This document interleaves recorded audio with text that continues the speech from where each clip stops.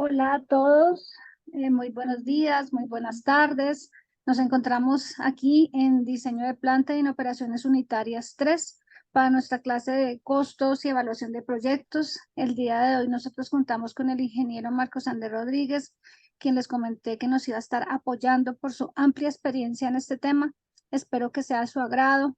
Los invito a que estén ustedes muy atentos porque de verdad estas experiencias que el ingeniero ha vivido nos nutren y les van a servir a ustedes para cuando ustedes salgan a la vida profesional. Entonces, ingeniero Marcos Andrés, un gusto, un agradecimiento que esté dándonos de su tiempo en este momento, que nos esté acompañando.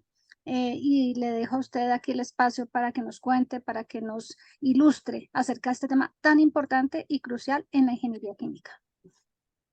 Buenos días, tardes, doctor Rosalina. Espero estés muy bien. Muchas gracias primero por la invitación.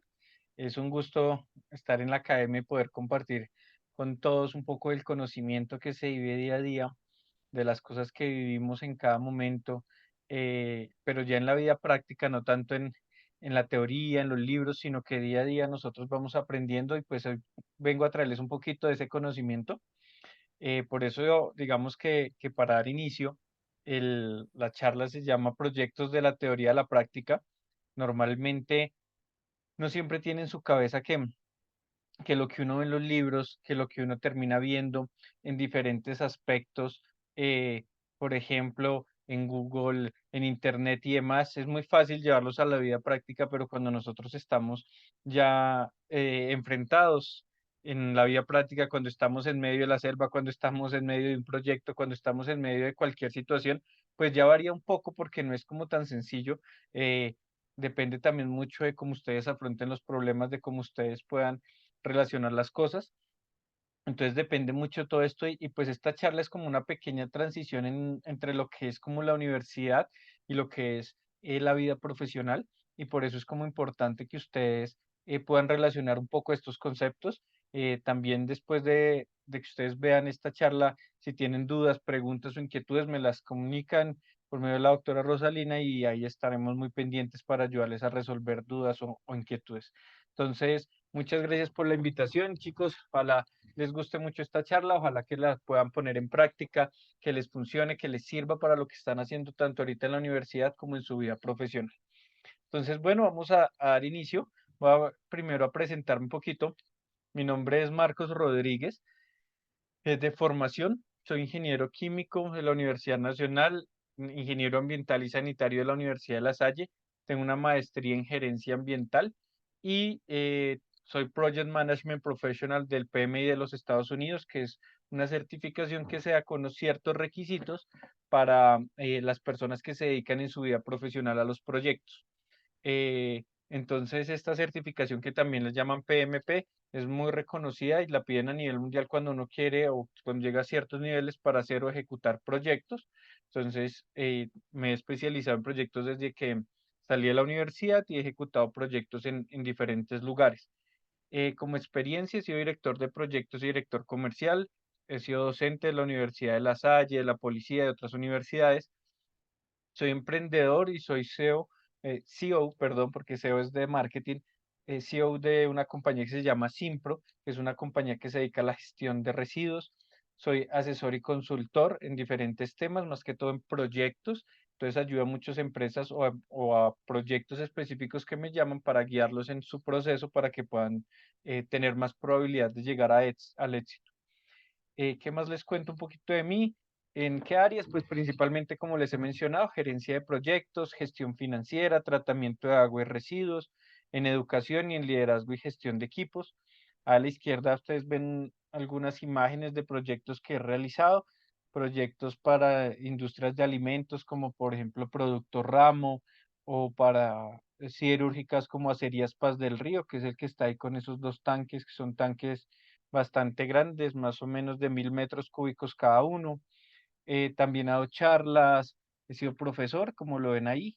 La empresa que les menciono se llama Simpro, es una empresa que creé hace unos 5 años con el fin de poder ayudar a las personas a gestionar los proyectos de manera correcta y a gestionar residuos de una manera adecuada, con certificaciones, con los procesos adecuados, sin que no simplemente los dejemos en la calle. Y también en mis tiempos libres me dedico a los temas de inversión, a la parte financiera, que también es un mundo muy interesante y donde uno también puede hacer diversificación de cosas. Entonces ese es un poco mi perfil, chicos. Cualquier duda o pregunta que tengan, pues me la van enviando. Ahora, vamos a iniciar un poquito en este mundo de los proyectos que uno diría, bueno, ¿y qué tiene que ver el diseño de plantas y procesos con los proyectos? Los proyectos en general nos terminan dando un poco de luz acerca de lo que es la vida.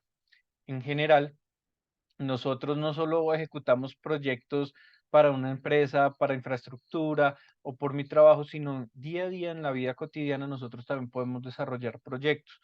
Si tú quieres comprar un carro, es un proyecto; si tú quieres viajar, es un proyecto; no sé, cualquier cosa que tú necesites en la vida es un proyecto, y más cuando nosotros lo enfocamos hacia la ingeniería.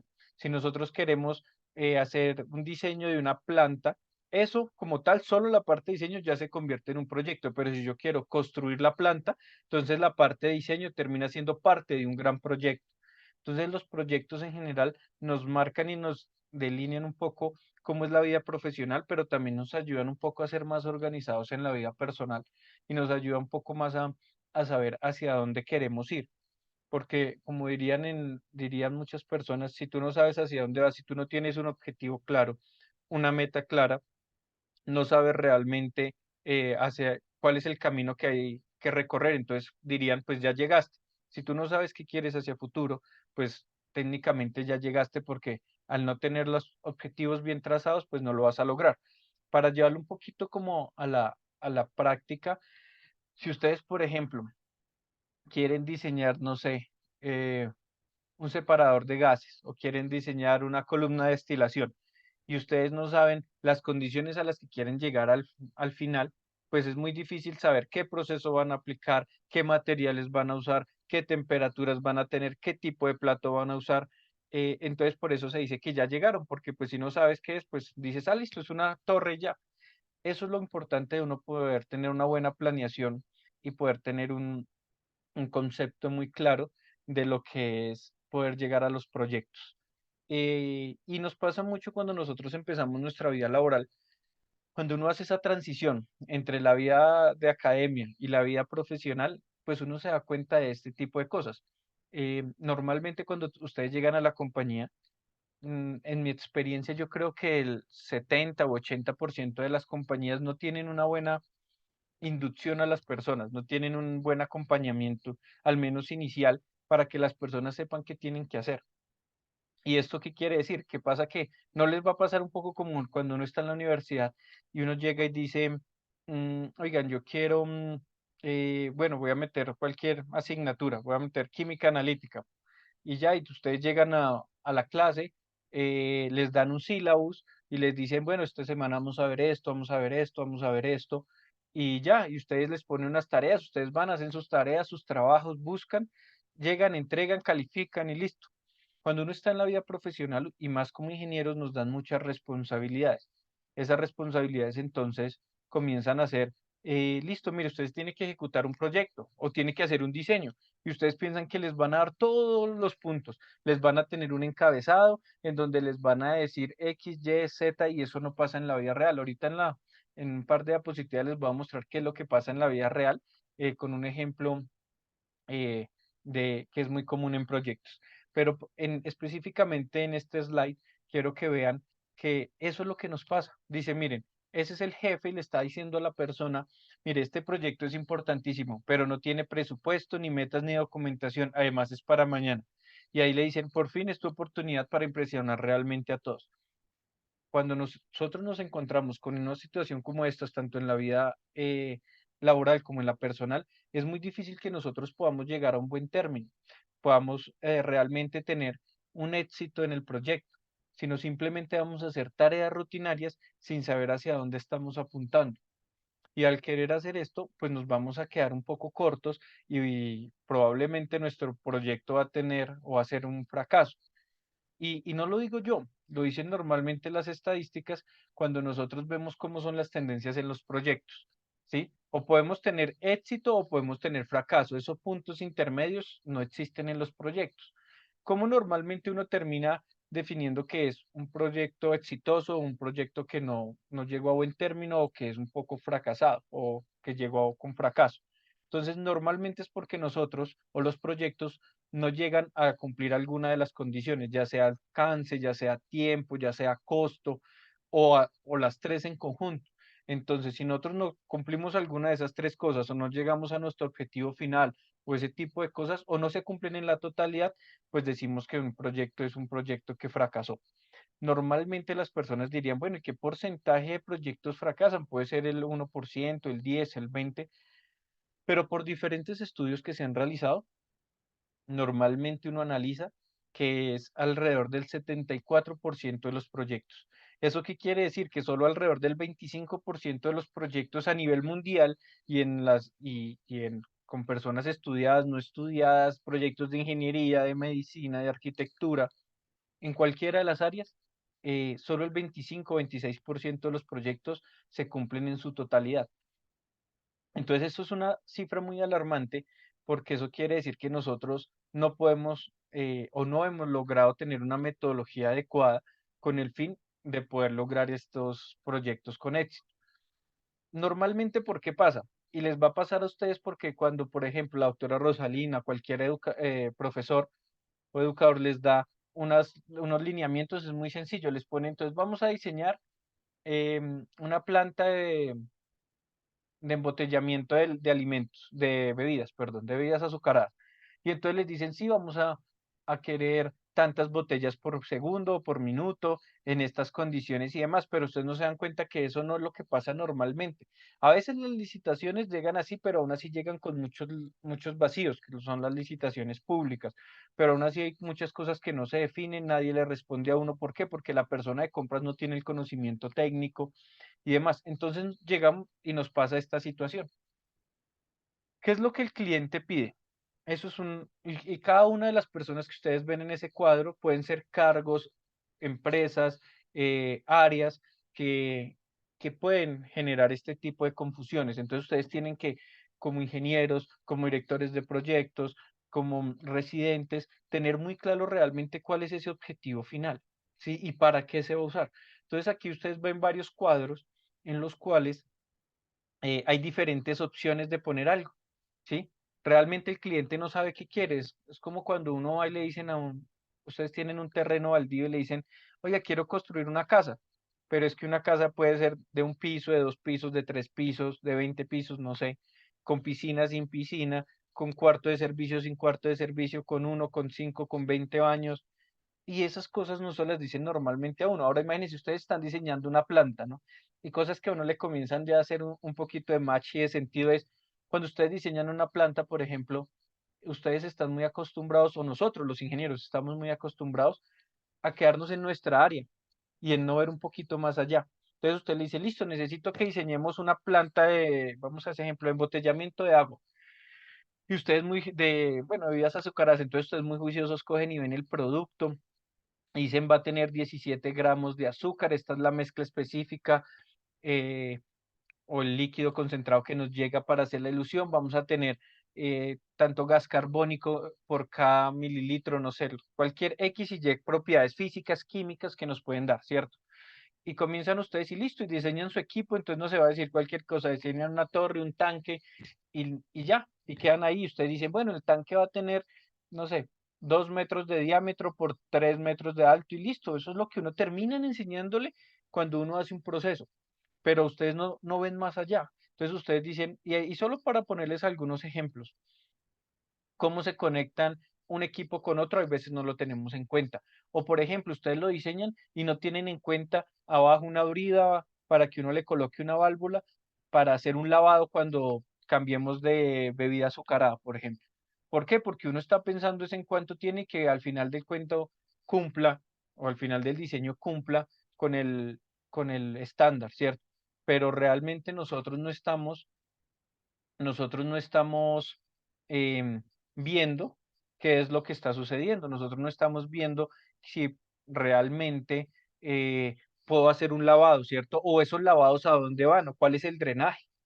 Y nosotros no nos caemos en cuenta de casi ninguna de esas cosas. O algo más general aún. Por ejemplo, ustedes diseñan su planta, miran las áreas de paso, entonces definen, no, vamos a tener 90 centímetros, 1 metro para que las personas pasen, ¿cierto? La voy a delinear y voy a tener en un lado, por ejemplo, los tableros de distribución y de control, o sea, los tableros eléctricos, en otro lado voy a tener el cuarto de bombas, en otro lado, listo. Pero, por ejemplo, cosas sencillas, ¿cuánta área vas a dejar para la parte administrativa? ¿Sí? Y tú le vas a decir a tu cliente, y el cliente decir, no, yo creo que va a contratar 3 personas, 5, 10. Desde ahí ya comenzamos a tener problemas con los requisitos, ¿sí? O por ejemplo, ¿cuántos baños van a colocar?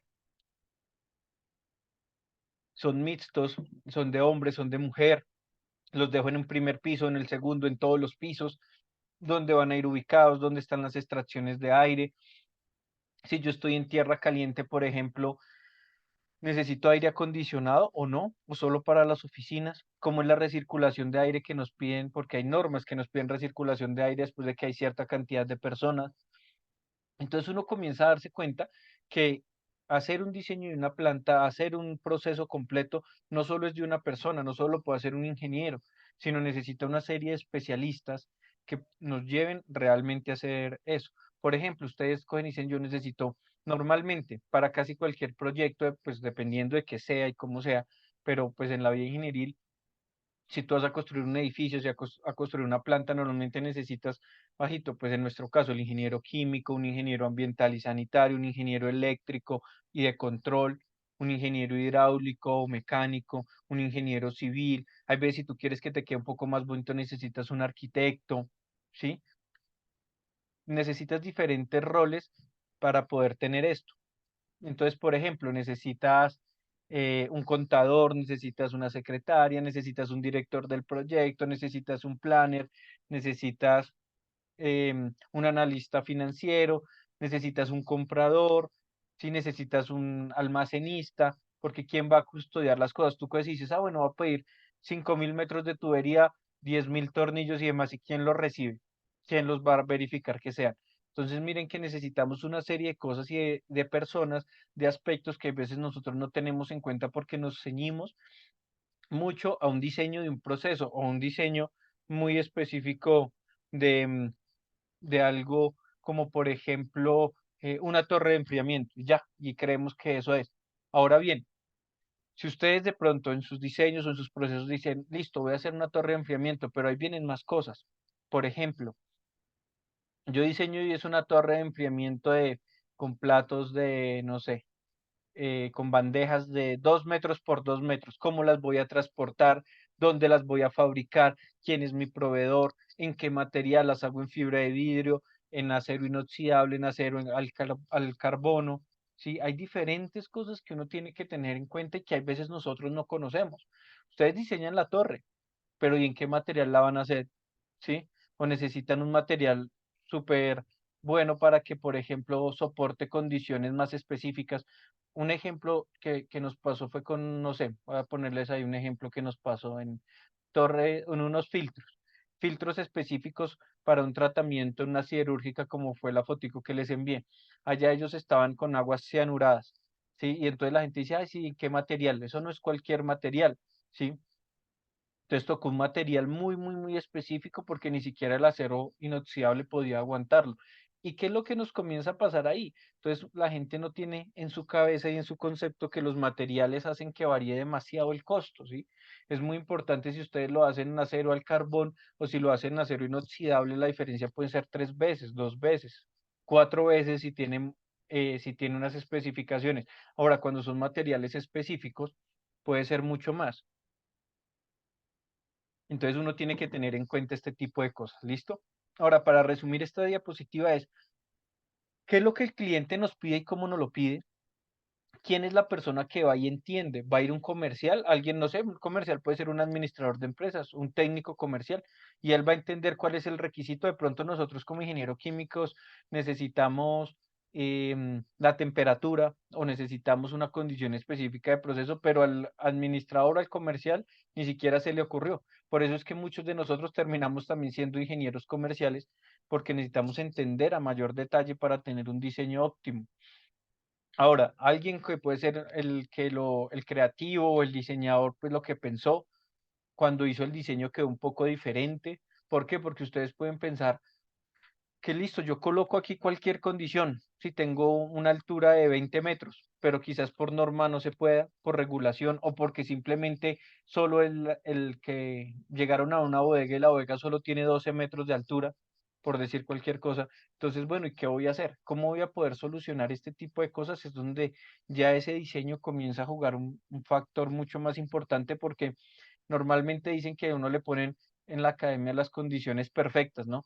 Le dan todos los datos de salida que necesito, les da unas condiciones básicas de entrada y listo, yo diseño y digo, ah, eso tiene tantos metros y demás, pero si yo no conozco las condiciones de terreno, no conozco otro tipo de cosas, pues ya se complica. Entonces, cuando uno diseña, a veces diseña sobre condiciones ideales, pero no tiene en cuenta que, por ejemplo, em, había una limitación normativa, o había una limitación de los vecinos, o había una limitación de no sé, del Estado, o de una limitación de transportarlo. Por ejemplo, ustedes quieren transportar algo muy pesado y de pronto la única manera de llegar allá, que ahorita se los contaré hacia el final, es en helicóptero.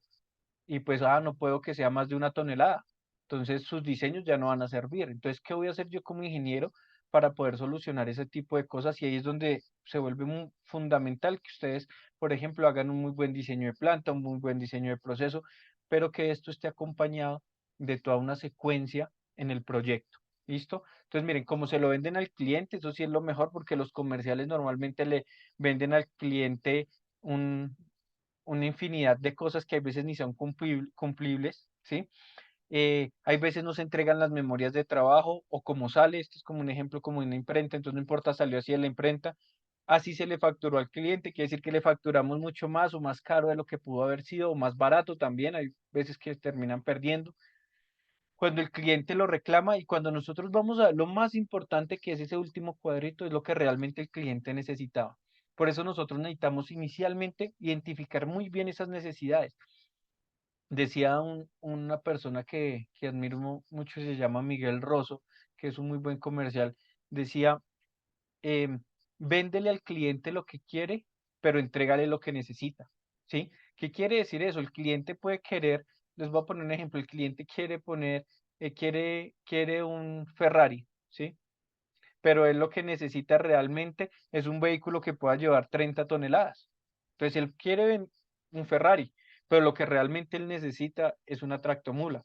Entonces, nosotros como profesionales debemos guiar a cada una de las personas, a cada uno de nuestros clientes, que hay veces será más difícil, hay veces será más fácil, hay veces el cliente será más terco, menos terco, pero todo eso nos va a llevar ¿a qué? A que realmente sepamos qué es lo que necesita el cliente y que nosotros demos un trabajo de calidad y un trabajo profesional.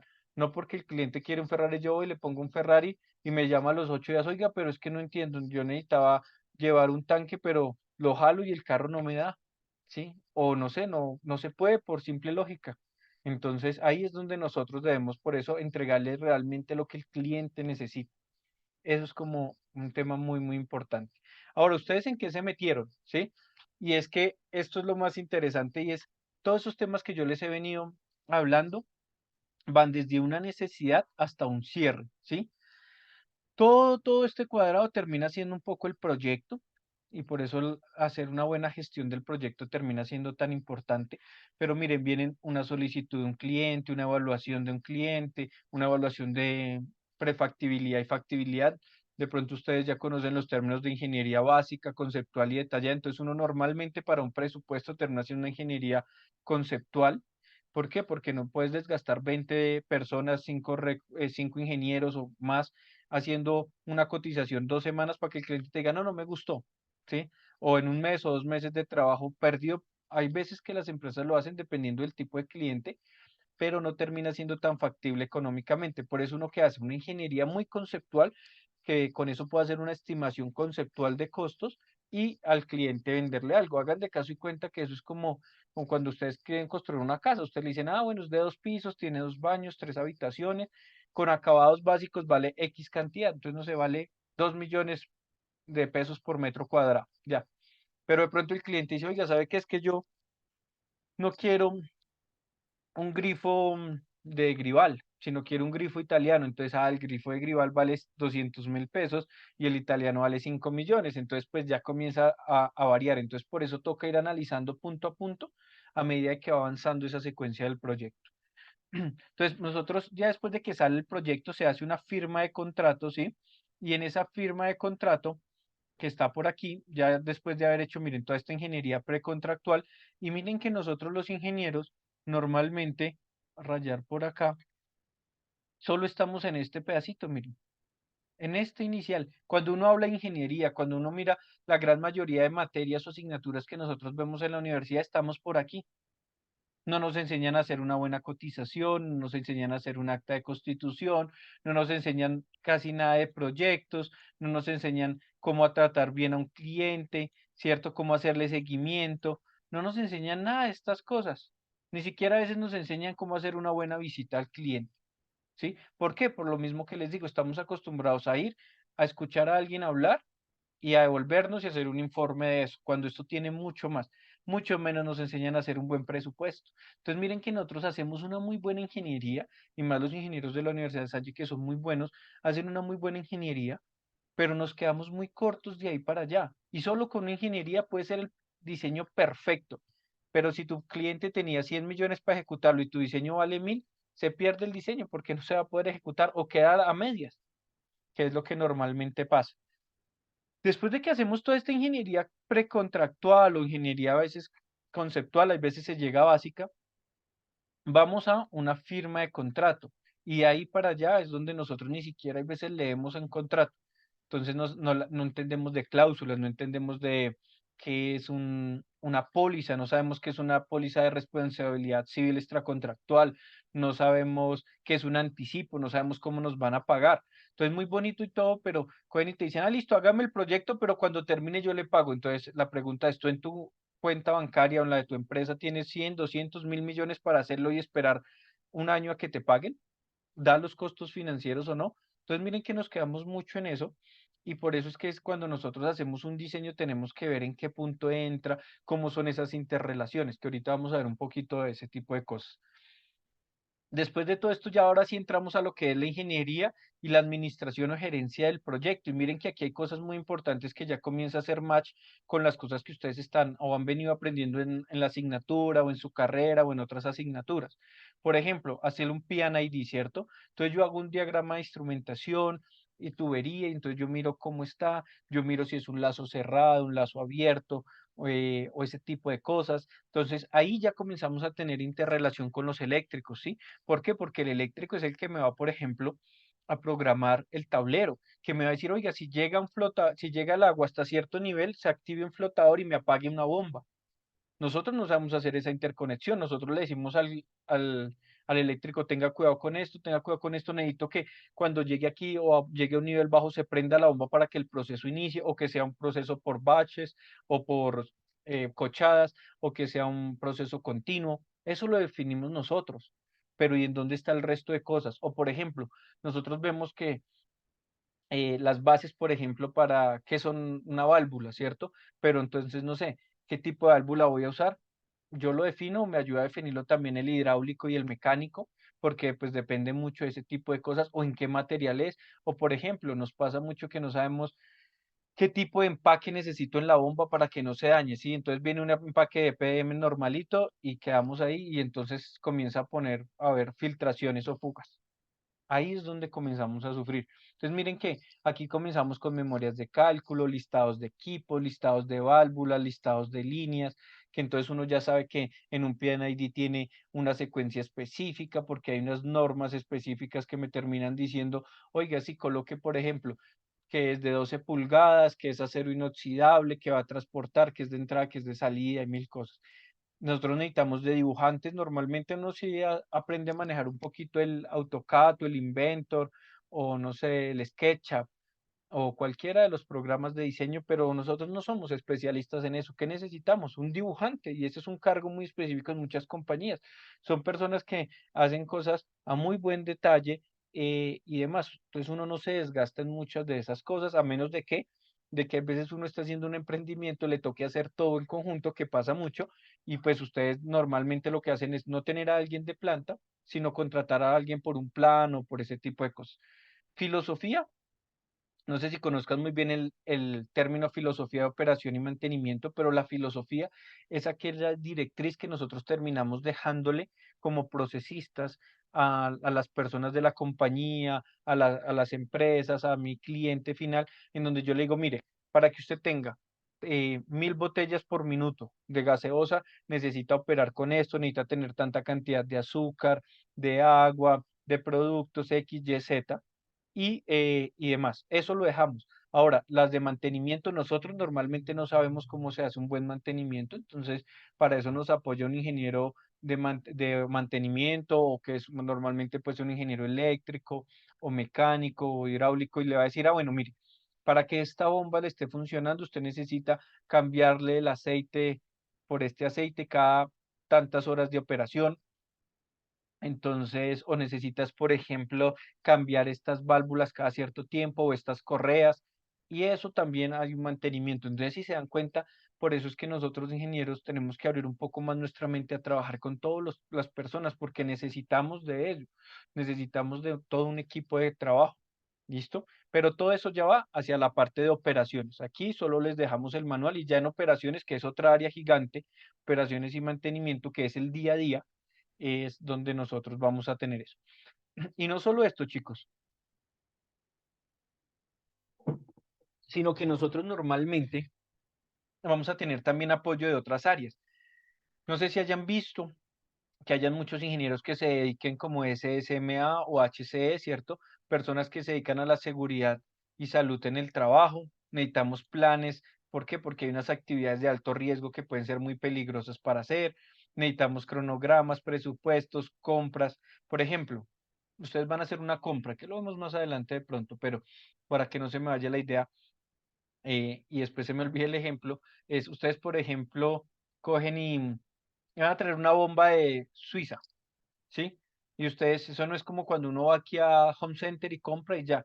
Si ustedes van a traer una bomba de Suiza, entonces la primera persona de Suiza le va a decir, primero, ¿hablan inglés o no? ¿Sí o no? Si tienen que tener a alguien que hable inglés en su equipo. Pero si ustedes ya hablan inglés y demás, entonces le van a decir, ah, bueno, ¿en qué términos mercantiles me lo vas a entregar? ¿Me lo vas a entregar Works? ¿Me lo vas a entregar DDP? ¿O me lo vas a entregar en qué punto? Entonces ahí ya tú necesitas un comprador que sepa si te lo van a entregar en el puerto de Buenaventura, cómo lo vas a hacer una nacionalización, cómo lo vas a importar y cómo lo vas a transportar desde Buenaventura, no sé, a Bogotá, si es tu proyecto. Cosas que nosotros no conocemos. ¿Por qué? Porque nos centramos mucho en definir la bomba y de pronto la bomba ni existe en el mercado porque necesitamos ver los catálogos. No es que tú llames y te digas, yo necesito una cabeza de tanto y ya hay un caudal de tanto y listo, ya la gente te la tiene. No. Entonces tienen que ir a los catálogos, a los listados, a las curvas y ver qué bomba realmente se te va a acomodar a tu proceso. ¿Listo? Planes de calidad para saber si, por ejemplo, yo no sé qué tanto conocimiento tengan, pero normalmente uno sale a la universidad con cero conocimiento en calidad y es muy importante porque si te van a entregar un tanque, ¿tú cómo haces para revisar si los peques o la soldadura es el adecuado? Si no va a haber fisuras en 2 años. ¿Cuál es tu esquema de pintura? ¿A 3 años, a 5 años, a 10 años? ¿Cómo vas a saber si hiciste un precomisionamiento o comisionamiento, que es como unas primeras pruebas para tu planta? En esos casos es donde nosotros comenzamos ya a sufrir un poco y comenzamos a darnos cuenta que no es tan sencillo. Bueno, compras y fabricaciones, plan de recursos humanos, cómo le vas a dar vacaciones a las personas de tu equipo, cómo les vas a pagar, cómo vas a hacer ese tipo de cosas. Compras y fabricaciones, bueno, movilización, montaje y puesta a punto, que eso es otro mundo gigante que ahorita les contaré un poco más. Y al final nosotros tenemos que entregar algunas cosas como dosieres o documentos finales, dosier de seguridad y salud en el trabajo, de fabricaciones, de operación y mantenimiento. Si vas a entregar, no sé, una bebida azucarada con unas ciertas especificaciones, necesitas que fabricar la manzana postón, entonces tú terminas tu planta y al final debes saber a manzana postón, entonces esas son las pruebas que uno tiene que hacer. ¿Listo? Todo esto se gestiona desde qué es un proyecto. Para entender un poco qué es un proyecto, la institución más grande que les nombraba, que es el PMI, y en general las personas han definido, los expertos en proyectos, que un proyecto se define con tres aspectos, que sea único, que sea temporal y que sea elaborado progresivamente. ¿Qué nos quiere decir cada uno de estos aspectos? Que sea único, ¿por qué tiene que ser único? Porque no hay dos proyectos iguales en la vida, jamás. Hay muy parecidos, hay cercanos, pero nunca hay. ¿Por qué? Porque si tú haces una casa, así esté en la misma área, y vas a hacer una casa igual al lado, ya varió el tiempo. ¿Por qué? Porque si una la hiciste de enero a junio y la otra la vas a hacer de agosto a diciembre, pronto es una temporada de lluvias mayor o no sé, ¿cierto? Ya cambiaron las personas, entonces nunca ningún proyecto es igual. Nunca, nunca puede ser igual, porque es temporal. Todo proyecto tiene que tener un inicio y un fin. Si tú no tienes un inicio y un fin definido en tu proyecto, pues no es un proyecto, es otra cosa. Entonces, cuando, por ejemplo, tú todos los días fabricas 500.000 chocorramos, pues eso no es un proyecto, eso es una operación, porque es día a día. Todos los días vas a fabricar 500.000, hay veces más, hay veces menos, pero un proyecto tiene que tener un inicio y un fin definido. ¿Sí? Entonces, voy a iniciar, por ejemplo, les voy a poner un ejemplo de la vida cotidiana. Mi proyecto es comprarme, vamos a irnos por lo alto, vehículos que no hay casi ni en Colombia, un Lamborghini Urus, ¿cierto? Entonces, un carro que vale, no sé, como 4.000 millones. Entonces tú tienes ese proyecto en tu cabeza, puede ser, ¿no? No hay proyectos pequeños para nadie. Entonces tú coges y dices, ah, bueno, lo quiero tener. Uno tiene que ser muy lógico en los proyectos y a menos de que seas multimillonario, puedes decir mañana. Pero si no, tú puedes decir, lo quiero tener en 10 años, ¿cierto? Entonces, en 10 años ya defines y voy a comenzar ese proyecto en enero del 2024. Entonces, va a terminar cuando en diciembre o si en diciembre del 2034, 10 años. Bueno, ya definiste ese espacio de tiempo. Pues si yo cojo y digo como lo que le pasa a la mayoría de personas, por eso les digo que los proyectos terminan siendo mm, mal ejecutados. La gente no tiene proyectos. Es más, cuando uno le enseñan en el colegio, que es un ejemplo que le pongo a los estudiantes, ¿cuál es tu proyecto de vida? Y a uno le dicen, no, sí, yo quiero, dirían en la comunidad, en cualquier, más bien, en la generalidad de las personas. Nazco, crezco, me reproduzco y muero. Ya, eso es un proyecto, pero no es así de simple. Uno necesita tener muchas cosas más detalladas. Entonces, por eso cuando uno en el colegio le dicen, ay, ¿cómo es tu proyecto de vida? Ya cuando uno aprende proyectos dice, uy, a uno lo explicaban muy mal porque ni siquiera le enseñan cosas de la vida cotidiana y eso es lo más importante para nosotros ser buenos profesionales, ¿sí? Entonces tú coges y dices, ¿cómo es tu proyecto de vida? No, en 5 años me veo así, pero ahí quedas, me veo siendo ingeniero. Bueno, ustedes en 2 años se ven viendo ingenieros, pero si ustedes no tienen una planificación de cuántas materias van a dar, de pronto pierdan una y no lleguen, ¿cierto? O de pronto no tengan plata para dentro de un año para pagar el semestre, que nos puede pasar a todos, o no sé, X y Y cosas. Entonces no simplemente nos quedamos con un objetivo, pero no definimos todas las cosas que lleva eso, una meta o un proyecto. Entonces, para volver a nuestro ejemplo del vehículo, tú necesitas ¿qué? Necesitas definir, bueno, si son 10 años, en 10 años valdrá X cantidad de dinero más o menos, o lo dejas en dólares o en algo que no fluctúe tanto, y dices, bueno, quiere decir que yo mensualmente tengo que hacer tanto o anualmente. Ahora, ¿cómo voy a hacer ese ahorro? ¿Puedo o no puedo? ¿Tengo que extender más el tiempo o tengo que buscar más fuentes de ingreso? Eso es lo que nosotros necesitamos ver, por eso es temporal. Nunca, chicos, nunca digan un proyecto que sea como los proyectos que a veces nos pasan en Bogotá o en otras ciudades en nuestra querida Colombia que dicen, sí, el proyecto y lo definen para hacerlo en un año y llegan y oiga, pero ya llevamos un año y no, pasa un poquito como con el metro, ¿no? Que se han gastado más plata en estudios que lo que realmente se ha ejecutado. Y si ustedes se ponen a ver la historia, por ejemplo, del metro, hace unos 30 años o 40 años, alguien por allá, no sé, los chinos o franceses dijeron, ¿sabe qué? Les instalamos el metro, déjenoslo aprovechar por 20 años y ya listo, pero pues digamos que por malas decisiones, mala planeación, pues no, porque es que eso puede ser un ingreso para la ciudad y demás, pero imagínense eso, si eso fue hace 40 años, ya nos hubieran entregado el metro ya propiedad del Estado y ya lo hubiéramos usufructuado 20 años, entonces, ¿qué más queríamos?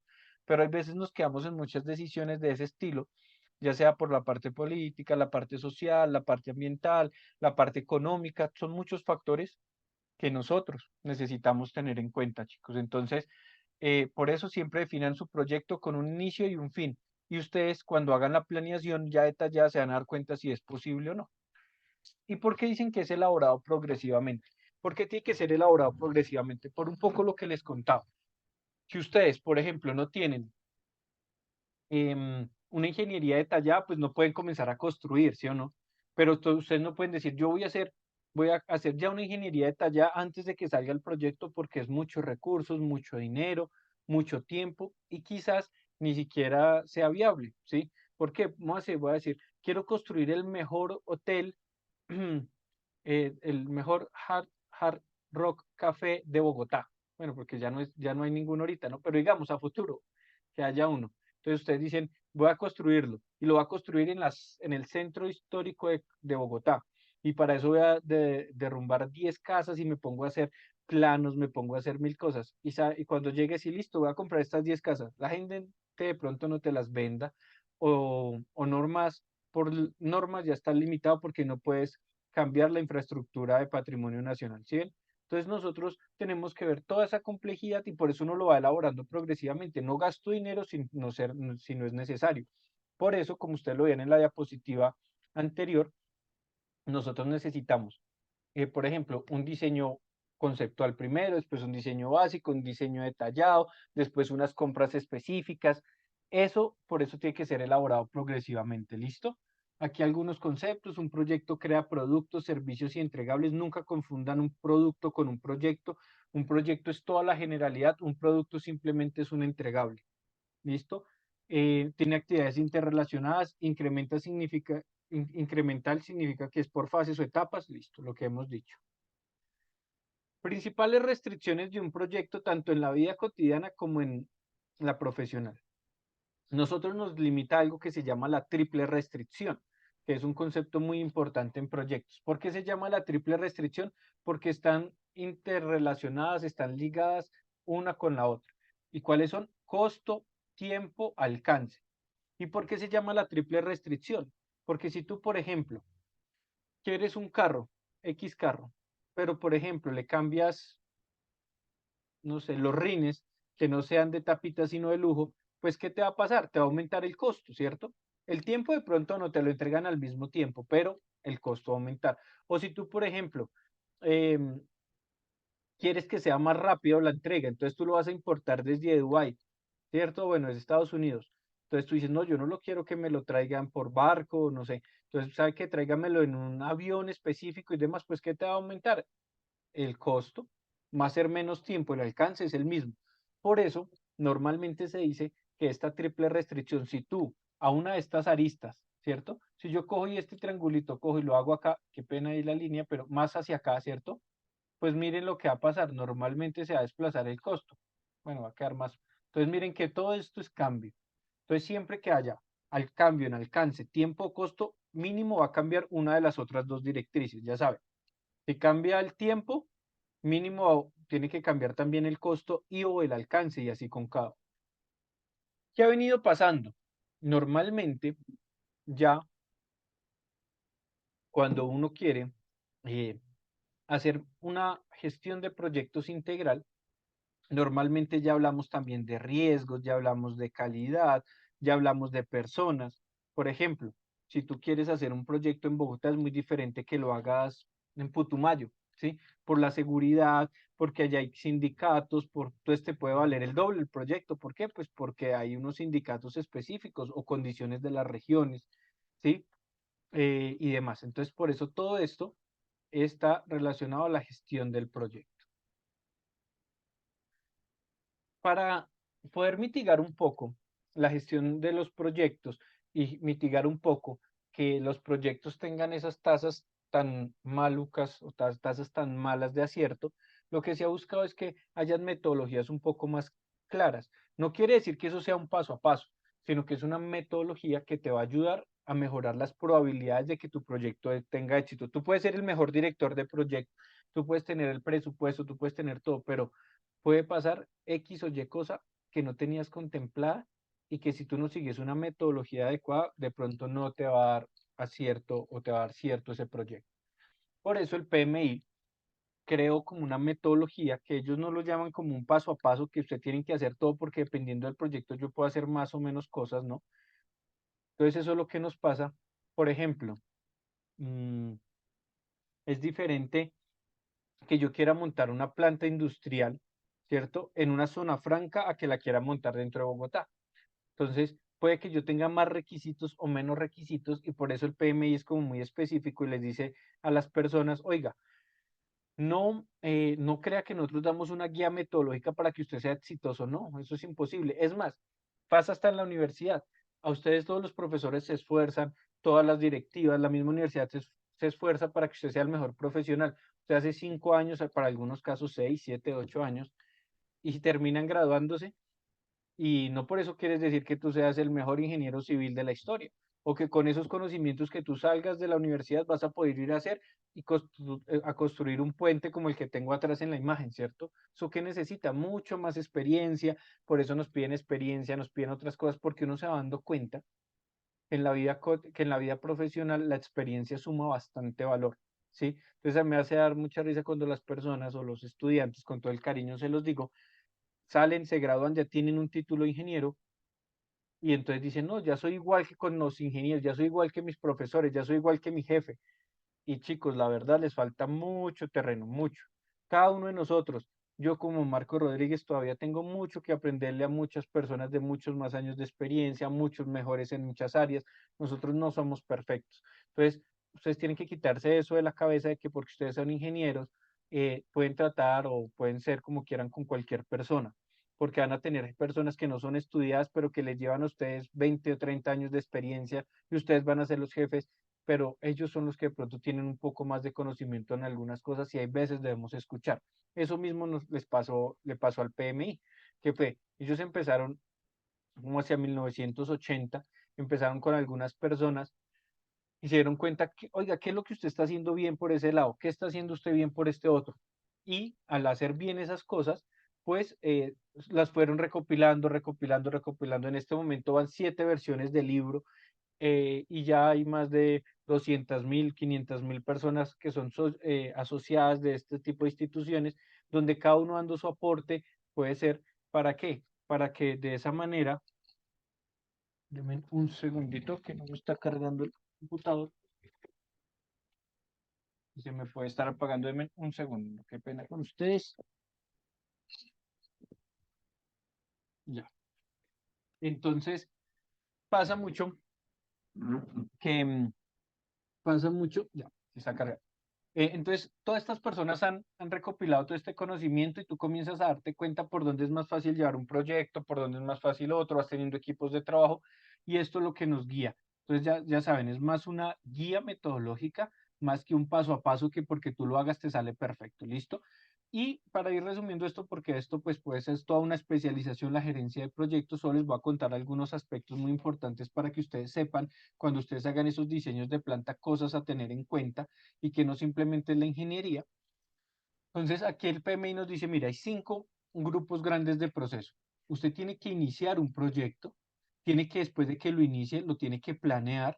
Cuando lo planee, lo tiene que ejecutar. Y si se acuerdan que yo les dije que era progresivamente, entonces tú planeas una parte, la ejecutas, vuelves a planear la siguiente, la ejecutas, planeas, ejecutas, planeas, ejecutas. Por eso son cosas que van como de la mano, como paralelo. En todo este proceso tú tienes que ir haciendo seguimiento y control, o si no, tú puedes hacerlo muy bien, muy bonito y demás, pero quizás necesitabas construir una torre de apartamentos de cinco pisos y vas en el segundo piso y ya no tienes presupuesto. ¿Por qué? Porque no estás haciéndole seguimiento y control. Y no pasa como a muchos pasa que eso es como, mamá, tengo más necesidades, consígname más plata. Eso no es así. En los proyectos de la vida real hay empresas, hay socios, hay otro tipo de cosas que tú no es que solo pidas al banco y ya te dan. Tiene que ser una serie de procesos. Por último, vienen los procesos de cierre, en donde uno ya hace una entrega y ahí es donde tú vas a determinar si tu proyecto es exitoso o tu proyecto fracasó. ¿Listo? Esto es lo que nos guía. Esto es todo un libro gigante, pero voy a explicarles algunos de los apartes más importantes del libro, principalmente ligados a la triple restricción. Entonces, estos 5 grupos de procesos tienen en ellos algo que se llaman áreas del conocimiento. Esas áreas del conocimiento son 10 para la versión 6. En la versión 7 es diferente porque cambiaron como la metodología, pero para uno hacer un proyecto necesita ambas versiones, la 6 y la 7 de esta metodología, pero les voy a explicar un poquito qué son estas áreas del conocimiento. Estas áreas del conocimiento ligadas a los grupos de proceso nos muestran 49 procesos para la versión 6 del libro. 49 puntos que tú tienes que tener en cuenta, 49 pasos que tú tienes que hacer para que tu probabilidad de que tu proyecto salga adelante sea mucho más grande. Ahora, que los hagas los 49 o no, pues depende de ti, de tu experiencia, de tu forma de ejecutar proyectos, de qué quieres hacer primero. Por eso es que todo esto va muy ligado a la experiencia. Ahora, ¿cuáles son? Está la integración, en donde yo tengo procesos como la que vamos a ver a continuación, que es el acta de constitución.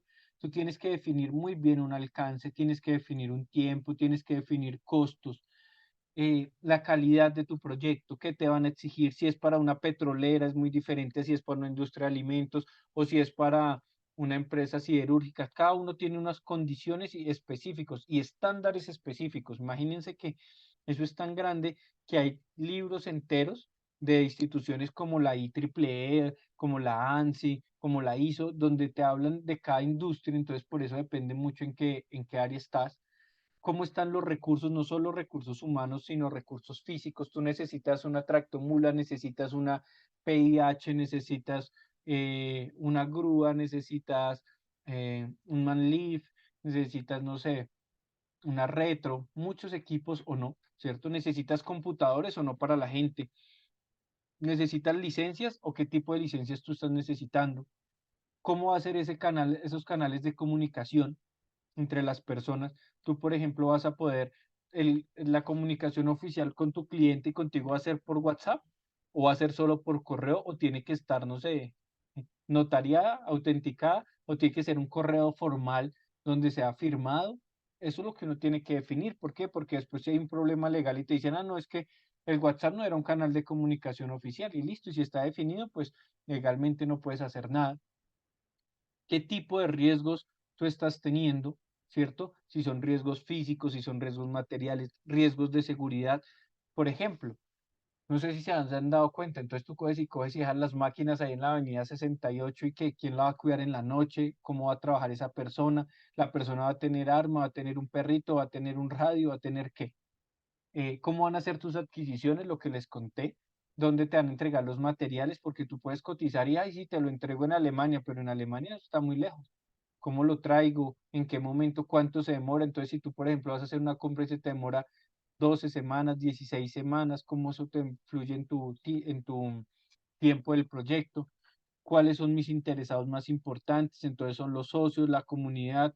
Hay muchos proyectos que por la misma comunidad no se han realizado o porque están pasando un área de protección o porque está mal frente al medio ambiente o simplemente porque la comunidad no quiere, entonces la persona no quiere vender, pero tú eres una empresa privada, no puedes hacer nada. Entonces, si eres el Estado, entonces, ¿qué haces?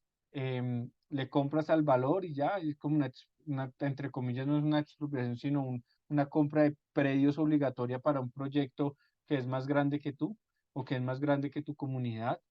Eso es lo que uno tiene que analizar y por eso explicar y entender cada uno de estos 49 procesos puede llevar un tiempo necesario, que pues hoy solo les voy a nombrar algunas de las cosas para que las tengan ahí en cuenta. Entonces, vamos a hablar un poquito ya en la ejecución y de las cosas que ustedes tienen que tener muy presente y en cuenta. Ustedes tienen que ver, por ejemplo, em, cómo está cada una de las cosas del acta de constitución, ¿cierto? Ustedes tienen que hacer una primera aproximación, una primera aproximación con su cliente, con su contrato. ¿Sí se acuerdan que allá dijimos firma el contrato? Bueno, ustedes tienen que leer ese contrato, no es simplemente así el cliente me dice que se lo entregue en 3 días y usted se va a demorar un año, que eso tiene unas cláusulas. Entonces ustedes, tanto interna como externamente, les toca a ustedes firmar un acta de constitución del proyecto. O sea, la primera cosa que ustedes tienen que firmar se llama acta de constitución.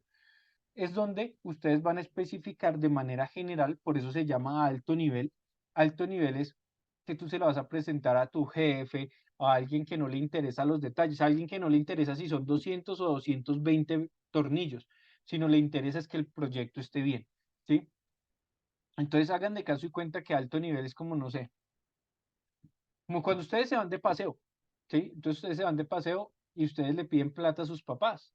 Y ustedes le dicen, papá, voy a ir con mis amigos a, no sé, a Cartagena. a Melgar, a donde sea. Y ya listo, vamos a hacer estas actividades y demás. No se ponen a especificarle a sus papás que entonces voy a tomarme media cerveza, o me voy a tomar un jugo, voy a comer eh, pollo en el asadero tal. ¿Por qué? Porque pues no creo que a menos de que pues sus papás se lo exijan o ya sea muy detallado, a sus papás les interesa. Lo que más les interesa a sus papás es que ustedes estén bien, que hayan comido, que no se enfermen, que vuelvan seguros, que vuelvan completos, bueno, X y Y cosas, ¿sí ven? La diferencia entre que sea a alto nivel o no alto nivel. Tú, por ejemplo, un gerente general, andan muy ocupados normalmente, tú no te puedes poner a decirle, no, imagínese que es que en la bomba de Terpel, de la vía al llano, entonces no me están vendiendo gasolina, a él poco o nada le interesa, necesitas que para eso te tiene a ti, para que soluciones, para que lleves tus cosas eh, a otro nivel y que él te pueda ya salir exitoso en el proyecto y que le puedas contar. Claramente uno tiene el apoyo de sus jefes para cualquier decisión ya más delicada del proyecto. ¿Listo? En esta acta de constitución donde la firman las principales personas, que está, por ejemplo, el sponsor o patrocinador o cliente también, está tus jefes, están las personas más interesadas del proyecto, tiene que tener por lo menos un título, ¿cierto? Tiene que tener por lo menos la asignación del líder del proyecto y cuál es su nivel de autoridad, hasta qué pedazo puede el líder del proyecto poder, ¿cómo se llama esto? Poder autorizar, por ejemplo, pagos, contratar gente o no, cuál es la descripción o finalidad, cuáles son los recursos asignados, involucrados o interesados, requerimientos de este, por ejemplo, ustedes están construyendo una casa y a la señora le dio porque quiere que su cocina sea verde, pues eso es un requerimiento. Entonces tú tienes que hablar con ella, decirle se puede, no se puede, es X, Y, Z. Cada persona puede tener un requerimiento. Cuando ustedes están en unas compañías y ustedes le quieren vender a otra compañía, allá en la compañía no solo es el de compras, tienen que tener en cuenta al ingeniero de mantenimiento, al ingeniero de operaciones, hasta el almacenista, hay veces hasta el celador. ¿Por qué? Porque si el celador dice, ah, no, es que yo no trabajo aquí a esta hora, yo no le puedo abrir por directriz de la empresa, pues no tuviste en cuenta esos requerimientos de seguridad que de pronto tiene esa compañía para tus cosas. ¿Listo? Descripción del producto y sus entregables, restricciones y supuestos que ya los vamos a hablar para explicárselos un poquito mejor y una aprobación o firma pues de todos los involucrados. ¿Listo? Ese primer documento es el primer documento que se firma en un proyecto antes de cualquier cosa y miren que ahí ya hay muchas cosas que ustedes mismos debieron definir. Por ejemplo, ahí ustedes debieron haber definido qué cantidad de azúcar tenía que tener su producto porque así es que se lo voy a entregar después de esta línea de proceso o qué temperatura, o qué condiciones, o si usted tiene lugar de almacenamiento o no. Por ejemplo, pasa mucho cuando ustedes diseñan plantas, me acordé, es que diseñan y no tienen un lugar final donde se acopia toda la mercancía producida, o tienen un cuarto muy chiquito, o por ejemplo, no dejan una rampa para que llegue un camión a cargar, ¿sí? O piensan que eso es como cuando cargan en el supermercado que llega el camión y la gente bota ahí las cosas y ya no. Cuando es una empresa y un proceso, ustedes, por ejemplo, tienen que tener en cuenta, y eso los tiene que ayudar a hacer el civil, que llegue el camión y la plataforma queda a veces a la misma altura del camión para que puedan cargar más fácil. O, por ejemplo, tú tienes una montacarga siempre disponible o es de la compañía para que puedas cargar más fácil, ¿sí? O la vía que hiciste ahí de entrada a tu parque industrial o a tu empresa soporta las 20, 30, 10 toneladas del vehículo o no, o se va a dañar. Eso es lo que nos pasa y a veces no tenemos en cuenta. Por eso todas esas cositas que son que a veces a uno se le van como de su noción por estar solo pensando en el diseño, a pesar de que es como el 80% de lo importante o el 90% es muy importante porque sin proceso no funciona. Pero si tú no tienes en cuenta todas estas cosas, el camión llega y no tiene cómo cargar, ¿sí? Por eso es que uno se guía de las personas de experiencia y se guía también de las otras especialidades. ¿Listo? Después de hacer esto, ahí hay muchas más cosas en este primer grupo, pero pues es como la más importante. Vamos a definir qué es un alcance de un proyecto. Eso es igualito y esto se lo recomiendo que lo definan como alcance no solo del proyecto, sino también de las cosas de su vida, de las cosas de su vida día a día. Cuando ustedes quieran un proyecto, una cosa o un objetivo de su vida, defínanlo de una manera más específica. ¿Cómo se define una manera más específica? Por ejemplo, por ejemplo, ustedes quieren comprar, bueno, van a hacer un proyecto, van a construir una casa. No definen, quiero una casa, eso no es nada. Ustedes tienen que definirlo como lo está descrito por muchos de los especialistas y expertos en estos temas. ¿Cómo se define eso? Muy sencillo, con un enunciado del alcance del proyecto. Pero no es un párrafo. Un alcance de un proyecto bien definido tiene muchas, muchas, muchas cosas, chicos. Si se las voy a ir explicando, si ya después les quedan dudas, pues me van contando, ¿listo? O nos escriben y yo les ayudo. Pero ¿cómo se define bien un alcance de un proyecto? Primero, hay que describir el alcance del producto, que es lo que normalmente nosotros confundimos entre producto y proyecto. ¿Por qué? Porque un producto es muy diferente a un proyecto. Recuerden que un producto solo es una parte del proyecto. Entonces, ustedes el producto lo tienen que describir. Entonces, una embotelladora, entonces, ¿cómo tiene que ser? Ah, no, yo quiero que mi embotelladora produzca 1000 botellas por minuto de una bebida azucarada con este grado de azúcar, con este grado de, no sé, viscosidad, densidad, X, Y, Z, cosas. Miren lo específico que ya es eso. Eso puede ser una o dos o 20 fichas técnicas de tan detallado necesitamos que sea el producto. ¿Listo? Ahora, vamos a describir qué son las exclusiones. Las exclusiones, por definición, son todas aquellas cosas que no están en tu alcance y que no están en tu proyecto.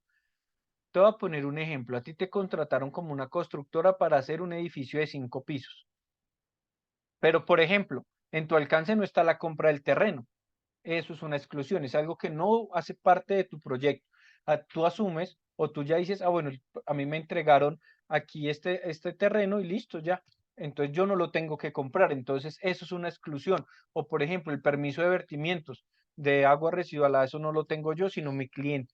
Es muy importante dejar estas exclusiones claras para que no les pase que terminan y, ay, oiga, nadie hizo el permiso de vertimientos y el cliente pensó que era tuyo o tú pensaste que era el cliente y ahí es donde vienen las peleas entre empresas, entre con el Estado, con todo, y por eso los proyectos ustedes ven que, por ejemplo, hay veces quedan con conitos ahí, quedan 1 año, 2 años, porque nadie sabe quién era esa parte. ¿Listo? Hay unos criterios de aceptación que están muy relacionados a esa descripción del alcance del producto. Los criterios de aceptación son aquel listado, que lo voy a colocar, de cosas con las que tú aceptas, ¿sí? Para un ejemplo de la vida práctica, es como los criterios de aceptación que tú tienes con una persona. Entonces tú dices, ah, no, me parecería que ojalá fuera inteligente o que fuera profesional o que fuera alto o bajito o flaquito o deportista o X, Y, Z. Son criterios que tú tienes mínimos, ¿sí? Claro que no vas a encontrar la persona perfecta, no, pero sí con unos criterios básicos. De pronto para ti es muy importante que sea honesto, ¿sí? Eso es un criterio básico. Ese pues lo tienes que chulear o si no, pues esa persona no es para ti. Y X, Y, Z, así con los proyectos o con los productos.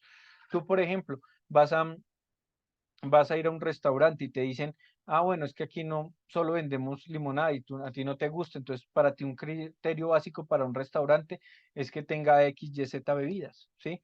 Esos son como los criterios que uno tiene que tener en cuenta en un proyecto. Lo mismo que te entregaron con tubería, con esta pintura, con X, con Y cosas, ¿listo? ¿Cuáles son los entregables? Pues están ligados, esto es un entregable, puede ser, ¿cierto? Entonces un entregable es que tenga em, los baños terminados, que tenga las zonas demarcadas, que tenga una cubierta o que tenga conducción de aire o que tenga, no sé, aire acondicionado, ¿sí? Pueda que tú eso no lo dejes claro y entregas a las oficinas y, ah, no, yo no tenía en mis entregables un aire acondicionado. ¿Ven? Y entonces todo eso son reprocesos que hacemos cuando no tenemos una previa aprobación. Y acuérdense que yo les mencioné que nosotros hacíamos las cosas progresivamente, ¿sí ven? Tú no al inicio de pronto no lo definiste, ¿cierto? Pero ya después de una ingeniería detallada le dices al cliente, oiga, mire, las zonas de confort se llaman así, de temperatura en esta oficina, con unos diseños que se hacen, puede que cuando hayan 20 personas la temperatura sea de 40 grados, es insoportable. Yo sugiero que tengamos un aire acondicionado y el cliente aprobará o no y será un valor adicional o no, pero uno tiene que ir diciendo eso, por eso es progresivamente. Yo desde un inicio no supe cuántas sillas iban a hacer y de qué tamaño de pronto, pero después sí. Por eso es que es progresivamente y por eso es que uno tiene que definir todos estos entregables. Y un entregable tiene que ser muy claro. Yo no te puedo decir, te voy a entregar un carro. No, tiene que ser un carro, con qué modelo, lleno o no de gasolina, por ejemplo. Después vienen las restricciones en el alcance de un proyecto. ¿Cuáles son las restricciones? Son como su palabra bien lo dice, son las cosas que nos restringen. Pueden ser, normalmente son más normativas que cualquier otra cosa. O, por ejemplo, puede ser el área. Tú quieres construir un parque industrial, pero estás en medio de donde hemos dicho de la Candelaria. Pues no puedes por área, ya listo. Eso es una restricción, o que el POT no te deja, o que estás en una zona residencial y no vas a poder tener un, ¿qué diría yo? No sé, un bar, no sé, cualquier cosa, ¿sí? Eso son restricciones. O, por ejemplo, la norma de vertimientos te dice no, no puedes vertir X o Y componente. Entonces, bueno, todo eso son restricciones que yo tengo que tener en cuenta. Y por último, en un alcance tenemos los supuestos. ¿Cuáles son los supuestos? Son aquellas cosas que nosotros asumimos o damos por hecho. Por ejemplo, asumimos que a ti ya te entregaban el terreno, asumimos que a ti ya te entregaban los permisos, asumimos que a ti te entregaban, así es el término técnico, te entregaban servicios públicos en una esquina específica, ¿cierto? En un límite de batería, se llama técnicamente. Entonces, bueno, te entregaron la electricidad a un punto cero, el agua a un punto cero, las cosas o tú asumiste que puedas construir un edificio ahí, pero el edificio de pronto, la tubería del acueducto de alcantarillado era muy pequeña, entonces no puedes conectar toda esa nueva infraestructura a 1.000 personas más, pues porque no te va a dar. Entonces asumes cosas y toca tenerlas muy en cuenta para que los involucrados sepan. Por ejemplo, tú construiste 200 apartamentos y no sabías si la red que estaba cerca de electricidad daba o no daba. Entonces, tú tienes que asumir inicialmente que sí, pero muy rápidamente en la ingeniería, cuando determines cuánta va a ser la capacidad instalada que necesitas, vas a la empresa de energía y le dices, oiga, yo necesito una subestación por esto, X, Y, Z, y esta es mi capacidad. ¿Ven? Esos son los supuestos, ¿listo? Entonces, sumado a todo esto, nosotros siempre necesitamos definir el qué, el por qué, el dónde, el quién, el cómo, el cuándo, para que nuestro proyecto realmente tenga esa infraestructura necesaria. ¿Listo? Y todo esto nos termina dando, esos son otros procesos y pasos, pero para que se den cuenta, yo lo escribo en un documento, pero aparte de ese documento, yo tengo que hacer esto que se llama una estructura de desglose de trabajo. Claramente ustedes no van a leer qué está en cada cuadrito porque está muy pequeño, solo es esa manera de ejemplo, pero miren que esto es una primera fase de las mejoras de una planta de tratamiento de agua residual industrial, por ejemplo, para la Compañía Nacional de Chocolate, ¿sí ven? Y miren, tienen plan de dirección del proyecto, miren, ingeniería, que es lo que nosotros normalmente hacemos y hasta por aquí estamos. Por aquí, mire, listado de equipos, fichas técnicas, dimensionamientos. Después vienen compras, que es otra área, fabricaciones, movilización, instalación, capacitación y arranque, cierre. Entonces miren que cada cuadrito de esto tiene un detalle. Miren que acá al inicio yo no sabía, pero ya cuando haga mi ingeniería de detalle puedo complementar mi estructura de desglose de trabajo o EDT o en inglés WS y yo voy a saber cuántos manómetros hay y demás, y cuántas tuberías y demás. Yo al inicio no sé y pues sería mucho gasto saber. ¿Listo? Eso en cuanto al alcance. Ahora vamos a definir el tiempo. El tiempo normalmente la gente dice, voy a hacerlo, ¿cómo les digo yo? Voy a hacerlo en un año y ya, y comienzo de ahí para atrás. No, eso está muy mal, es muy mal realizado, por decirlo de alguna manera. No es una metodología clara y concisa de cómo se hace un buen cronograma. ¿Cómo yo debo hacer? Realmente yo el tiempo todavía no lo sé. Lo sé después de una serie de pasos. Para estos pasos necesito primero planificar la gestión del cronograma. ¿Qué es planificar la gestión del cronograma? Saber, ustedes van a trabajar 24 horas, 8 horas, 12 horas, sábados, domingos, festivos o no. Eso es lo primero que hay que saber. Después de eso yo ya defino actividades. Entonces las actividades, acuérdense, no son entregables. Ya ahorita les voy a explicar en la siguiente diapositiva la diferencia. Pero las actividades es una actividad, una ejecución, eh, como dirían, como un verbo, ¿cierto? Tiene que tener una acción, es que es la palabra. Después de eso yo tengo que secuenciar las actividades, estimo la duración de las actividades, las interrelaciono y ahí sí desarrollo mi cronograma. Para uno hacer un buen cronograma, pues necesita de un tiempo, ¿sí? Eso pues ya podemos ver después en algún momento cómo se hace. Hay muchos videos de cómo ustedes pueden hacer un buen cronograma. Aquí solo les quiero contar esta generalidad para que sepan que no definan el tiempo, no digan un año y ahí se devuelven, no, sino vayan paso a paso. Primero definen qué día se va a trabajar, no, cuáles son las actividades, cómo las secuencias, si va una después de la otra. Yo, por ejemplo, no puedo pintar sin haber colocado el muro y haberlo empañetado, por decirlo alguna cosa, ¿cierto? Eso es unas secuencias obligatorias, mientras que hay otras que no. Yo sí puedo, primero puedo pintar y después puedo poner el piso, digamos. Entonces, todas esas son cosas que no tiene que ver y ustedes yo creo que vieron en algún momento, en alguna asignatura, los diagramas PERP o CPM, donde uno tenía como unos diagramitas con rombos, líneas, donde uno termina viendo realmente cómo está esa secuenciación de actividades. Además que es importante que los estudien porque eso les sale en el ECAES, chicos. ¿Listo? Esos diagramas PERP y CPM y demás salen normalmente en el ECAES. ¿Listo? Y cómo yo voy definiendo, ay, perdón, esos hitos y actividades. Entonces, para que entiendan la diferencia entre un entregable, que son los que definimos allá en alcance, y una actividad que es las que hacemos aquí en cronograma, son estos. Entonces, un entregable me va a dar una serie de actividades para que se logre. ¿Mi entregable qué es? Para un ejemplo práctico, el cableado. ¿Cuáles son las actividades que tengo que hacer? Entonces, tengo que cortar los ductos en las paredes, comprar los cables, instalar los cables, probar los cables. Esto es un entregable, ¿sí o no? Que va normalmente en alcance, que son mis entregables. Y estos que son actividades van en mi cronograma, por eso es importante que no confundan los entregables con las actividades cronograma. ¿Listo? Esto es importante y así nos pasa con todo. Yo necesito un tanque, que es mi entregable, tanque. ¿Cuáles son las actividades? Entonces, conocer las condiciones de proceso, diseñar el tanque, dibujar el tanque, cotizar el tanque, comprar el tanque, transportar el tanque, instalar el tanque, conectar el tanque, arrancar el tanque, ¿sí ven? Una serie de actividades que ustedes tienen que tener en cuenta. Y ahí hay importante algo, y es que nosotros también en los proyectos tenemos algo que se llaman los hitos. Un hito es una actividad que no tiene tiempo, o sea, es de tiempo igual a cero. Pero ¿qué nos da? Nos da transición entre las cosas. Les voy a explicar esto si ya les doy un ejemplo de la vida cotidiana para que sepan cómo que los relacionen más fácil. Un hito puede identificar una aprobación o control o revisiones, identifica la finalización o inicio de una etapa, identifica un evento importante o también pueden ser eventos de pagos, por ejemplo, que esto es muy importante para los financieros en las compañías y en los proyectos o avances o firmas de contrato o entregas de ingeniería.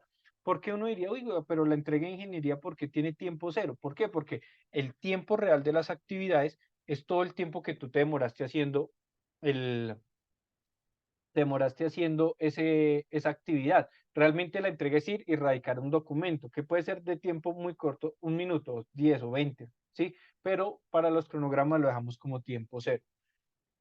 Voy a ponerles ahí un ejemplo de la vida cotidiana y es, ustedes llevan, por ejemplo, construyendo una relación 2 años, 5 años, 20 años y se casan. El día que se casan es una transición entre una etapa de noviazgo y una etapa de matrimonio. Esa transición es un hito en tu vida.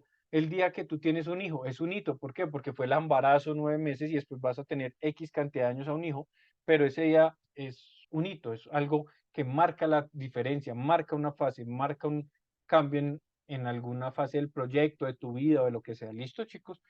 Eso en general es un cronograma. Esto también tiene muchos temas para verlo. Esto es como un cronograma a alto nivel. Esto se le presenta, por ejemplo, a una junta directiva. Miren que aquí dice obras civiles, no está el detalle de qué va a ser mis obras civiles, o permisos, o lodos, ¿sí ven?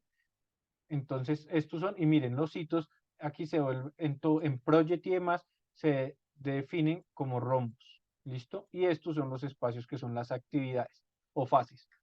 Para que se den cuenta como ejemplo, mire, esto ya es algo más detallado, esto apenas es una parte, no es todo el proyecto, pero un proyecto puede tener 80, 100, 200 actividades, y miren que están interrelacionadas entre ellos, aquí hay un hito, por ejemplo, ¿sí?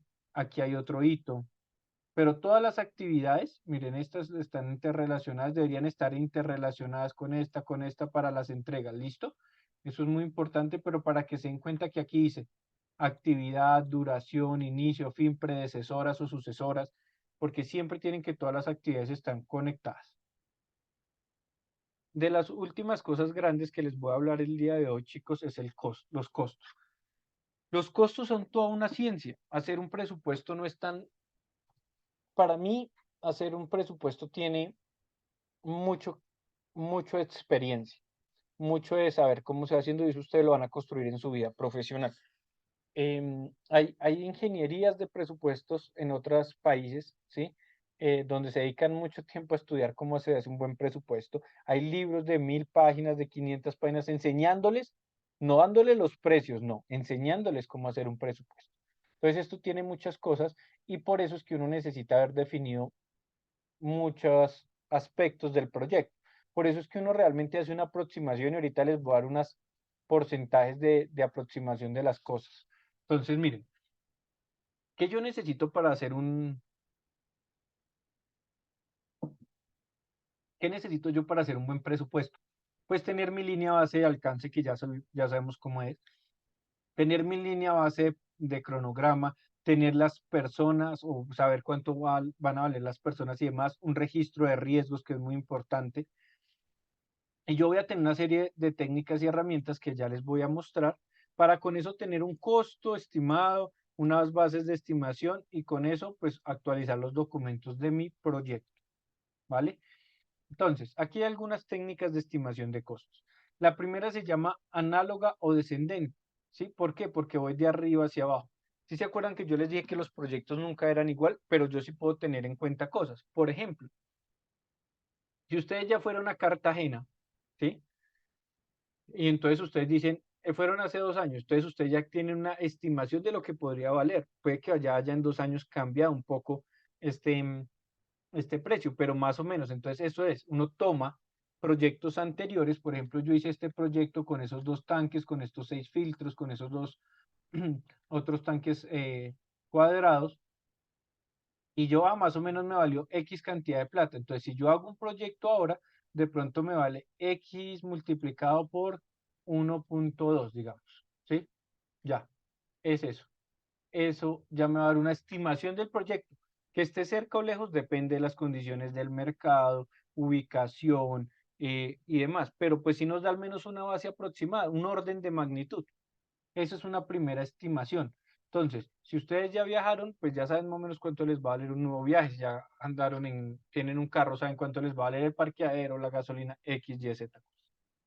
Otro es la estimación paramétrica. Es muy común que se utilice, más que todo lo utilizamos con las partes de ingeniería civil, aunque también se puede extrapolar a las otras ingenierías eléctrica, hidráulica y demás. ¿Por qué? Porque es cuando tú defines un precio unitario, no sé si hayan escuchado ese término, pero es el valor por una unidad definida. Entonces, por ejemplo, el precio unitario de la tubería de 2 pulgadas de PVC es de, no sé, 200.000 pesos, voy a decir cualquier número. Eso es, y si son 200, si son 10 metros, pues ya son 2 millones, ¿sí o no? Y así, entonces, eso nos permite que nosotros tengamos una aproximación ya más cercana, ¿sí? Ustedes pueden hacer una, dos, tres, cuatro, las 4 técnicas o mezclarlas, ¿listo?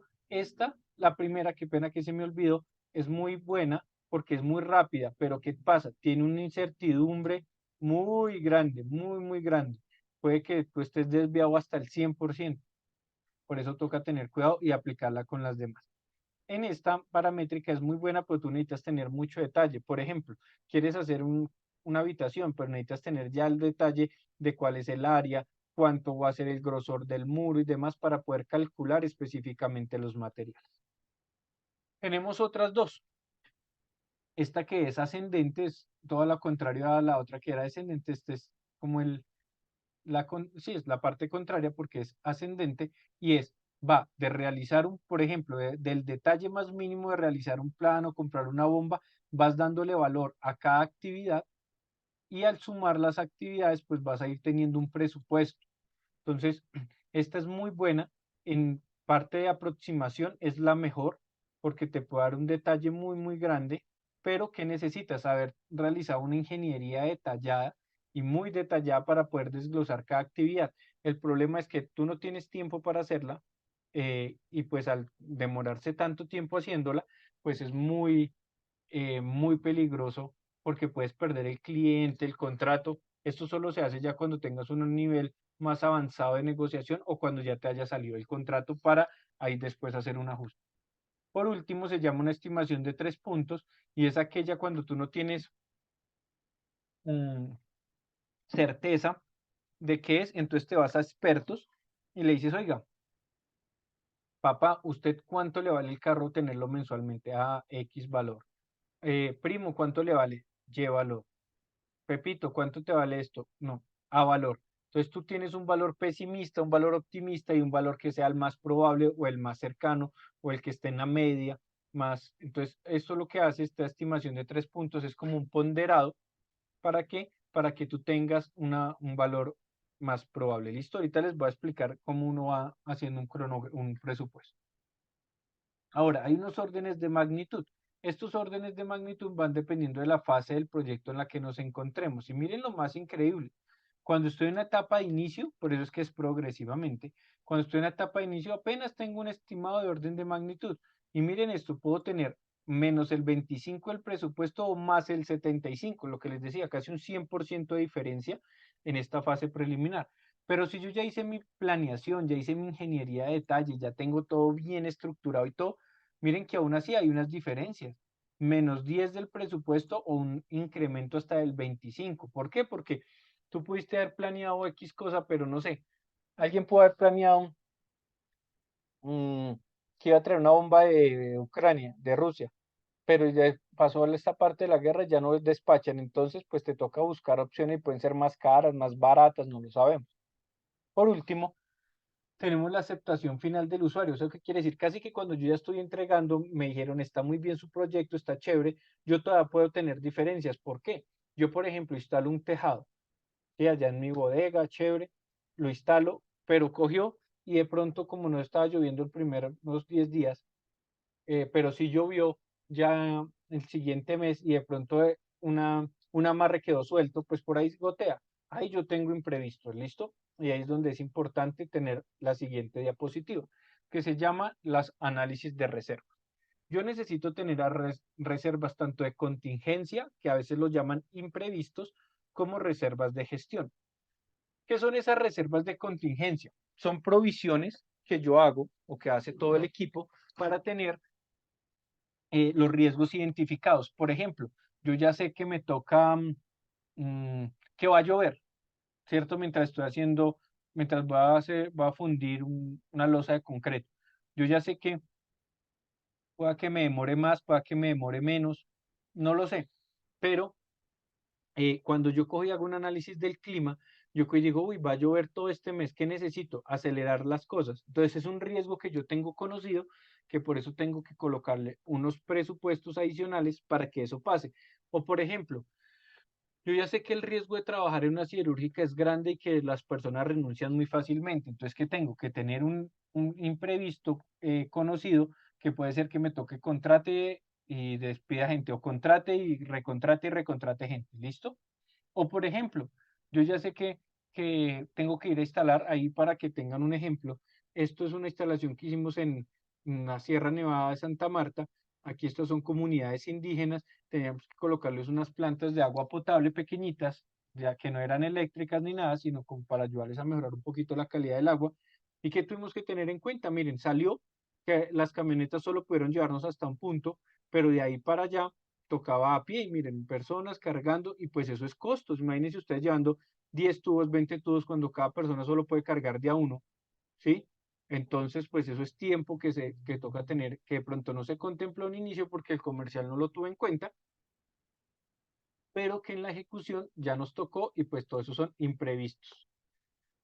Ahora, estos imprevistos no es que uno deje un porcentaje o algo, uno tiene que hacer un análisis de riesgos muy juiciosos y con ese análisis de riesgos es que yo termino definiendo realmente cuál es ese valor.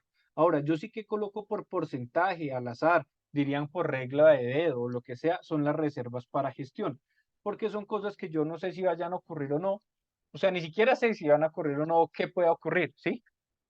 Por ejemplo, ¿quién iba a imaginar ahorita lo de Israel? Nadie. O sea, tú haciendo un proyecto allá no te podías poner ¿Y qué pasa si hay una guerra? Entonces, no, pues no, son cosas imprevistas que no podrían suceder o que no tengo yo en mi planeación.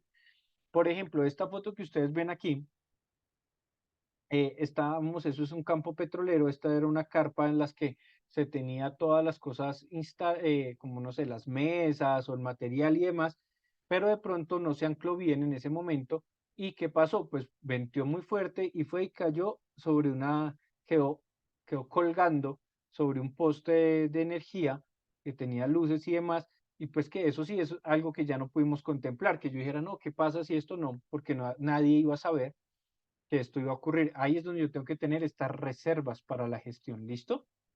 Ahora, ya para hacer un muy buen presupuesto, voy a mover esta cosita para acá, es yo qué necesito, miren, para hacerlo ya detallado, ¿qué necesito? Tener unas actividades. Cada actividad me vale 50-50. Ya tengo paquetes de trabajo o agrupación de esas actividades. Pues 150 por un lado, 250 otras actividades. Sumo ya todo lo que sean cuentas de control o fases. Me dan 400 y 450, ¿cierto?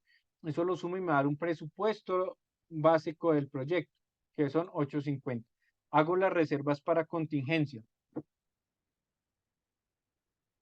Esas reservas para contingencia son las que les nombré que son riesgos identificados, digamos 100, entonces la línea base de costos es 950, donde se me va a evaluar a mí como gerente del proyecto, y ya dejo una reserva por porcentaje, lo que sea, de gerencia o gestión, y aquí es donde, miren, yo tengo mi presupuesto del proyecto, en este caso, en este ejemplo, 1050.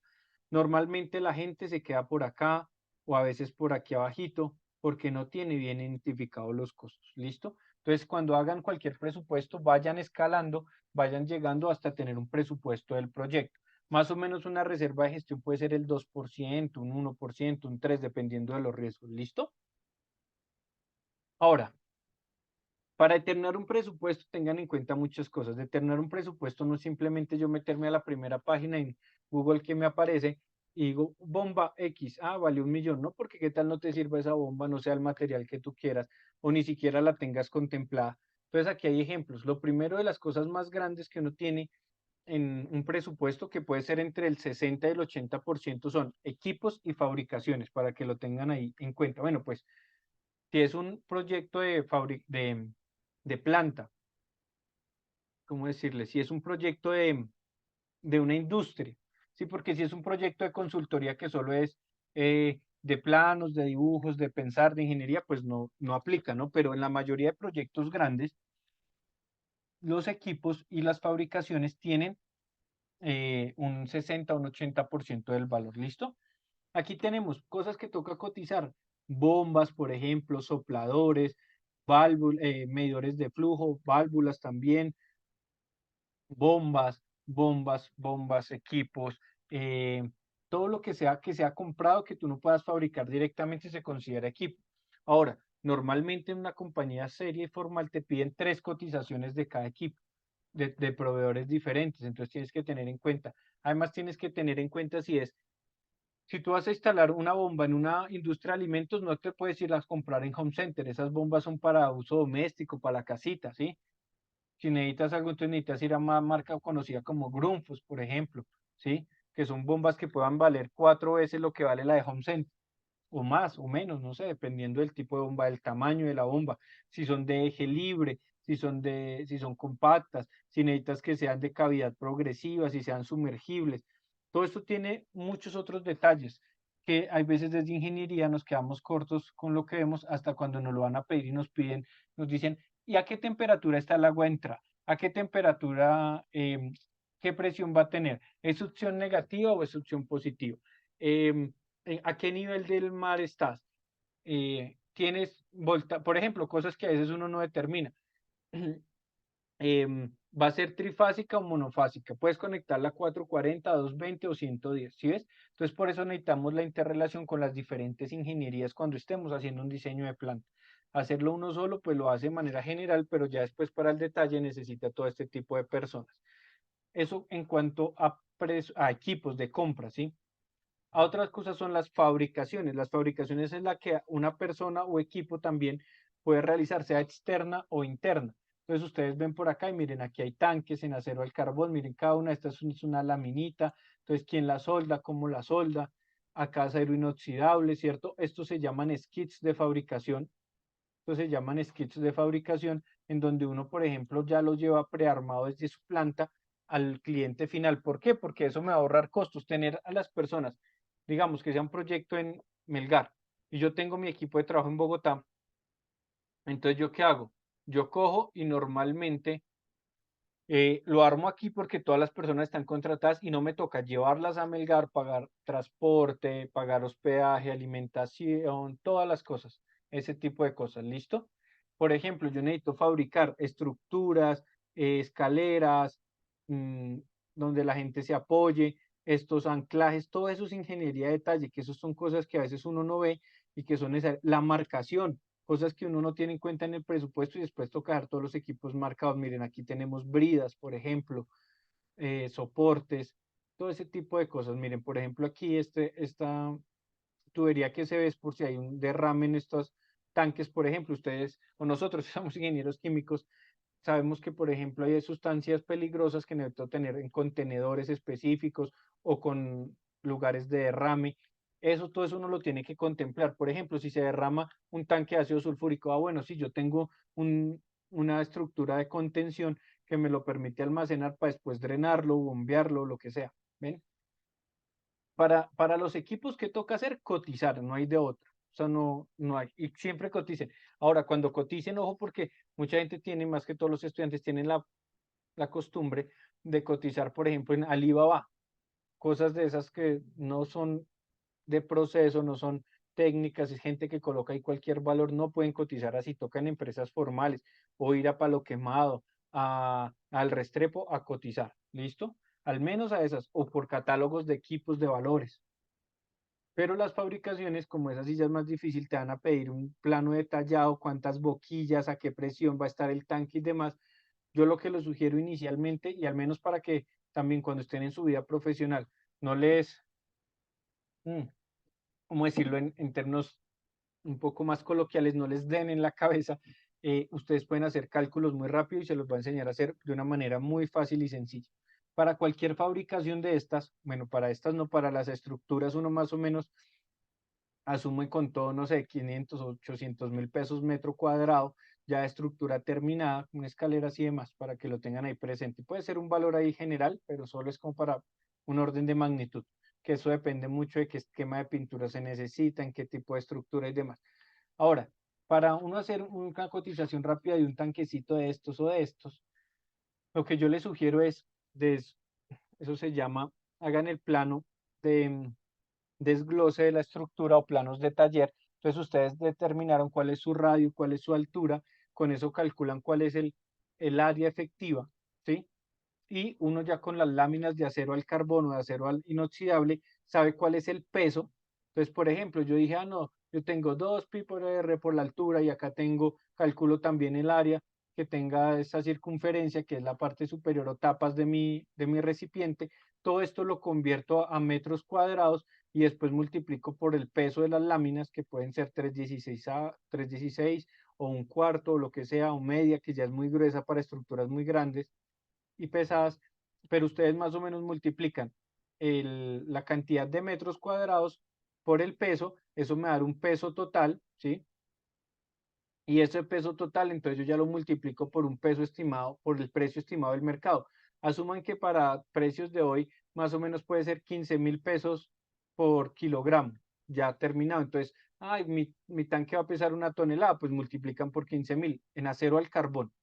Si es acero inoxidable, puede ser 30.000, 35.000, si es para sector petrolero, 50.000. O sea, eso depende mucho, pues, para que tengan un estimado. Lo mismo con fibra de vidrio, también yo lo puedo calcular muy parecido, 8.000, 10.000, pero ahí sí toca que ustedes tengan en cuenta la resina, eso es un poco diferente. Para acero es muy sencillo calcularlo así, se dan un orden de magnitud y saben si su proveedor más o menos está en el orden correcto. ¿Listo? Otro tercer gran punto se llama mano de obra y servicios, y esta mano de obra y servicios está ligada al diseño. Miren, si se acuerdan esta fotico de aquí atrás, miren, que es una planta que se realizó en la real, en esa siderúrgica, tuvo que llegar antes de que estuviera ya a hacer planos. Esto es un plano, no es una foto, es un plano detallado. Y miren el detalle que tiene, las bridas, los codos, por dónde va, los anclajes de cada uno de los tubos, cómo sube, cómo baja. Aquí está el soporte de la bomba con su caperucita que le llaman.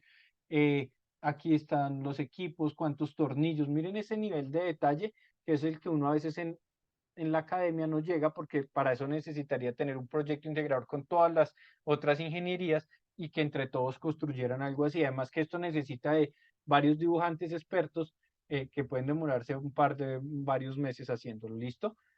Entonces todo eso es ingeniería que toca tener ahí en cuenta, pues cuánto vale una persona. Ahora las personas dicen, yo me voy a ganar 2 millones, perfecto, 3 millones, 5, lo que sea. Ojo, porque en sus presupuestos no pueden tener en cuenta que son 2 millones. ¿Por qué? Porque ustedes tienen que pagar para fiscales, que son ARL, PS, pensión, salud, todo, mejor dicho. Y eso más o menos con dotación y ropa para y EPPs para las personas, más o menos puede ser 1.8 veces más, con las vacaciones que uno les tiene que pagar, las primas y todo. Entonces, si alguien le decía, yo va a ganar 2 millones la persona neto, pues multipliquen ese 2 millones por 1.8 más o menos, ¿sí? Entonces más o menos va a ganar, no sé, 3 millones 600 o algo así, más o menos, ¿sí?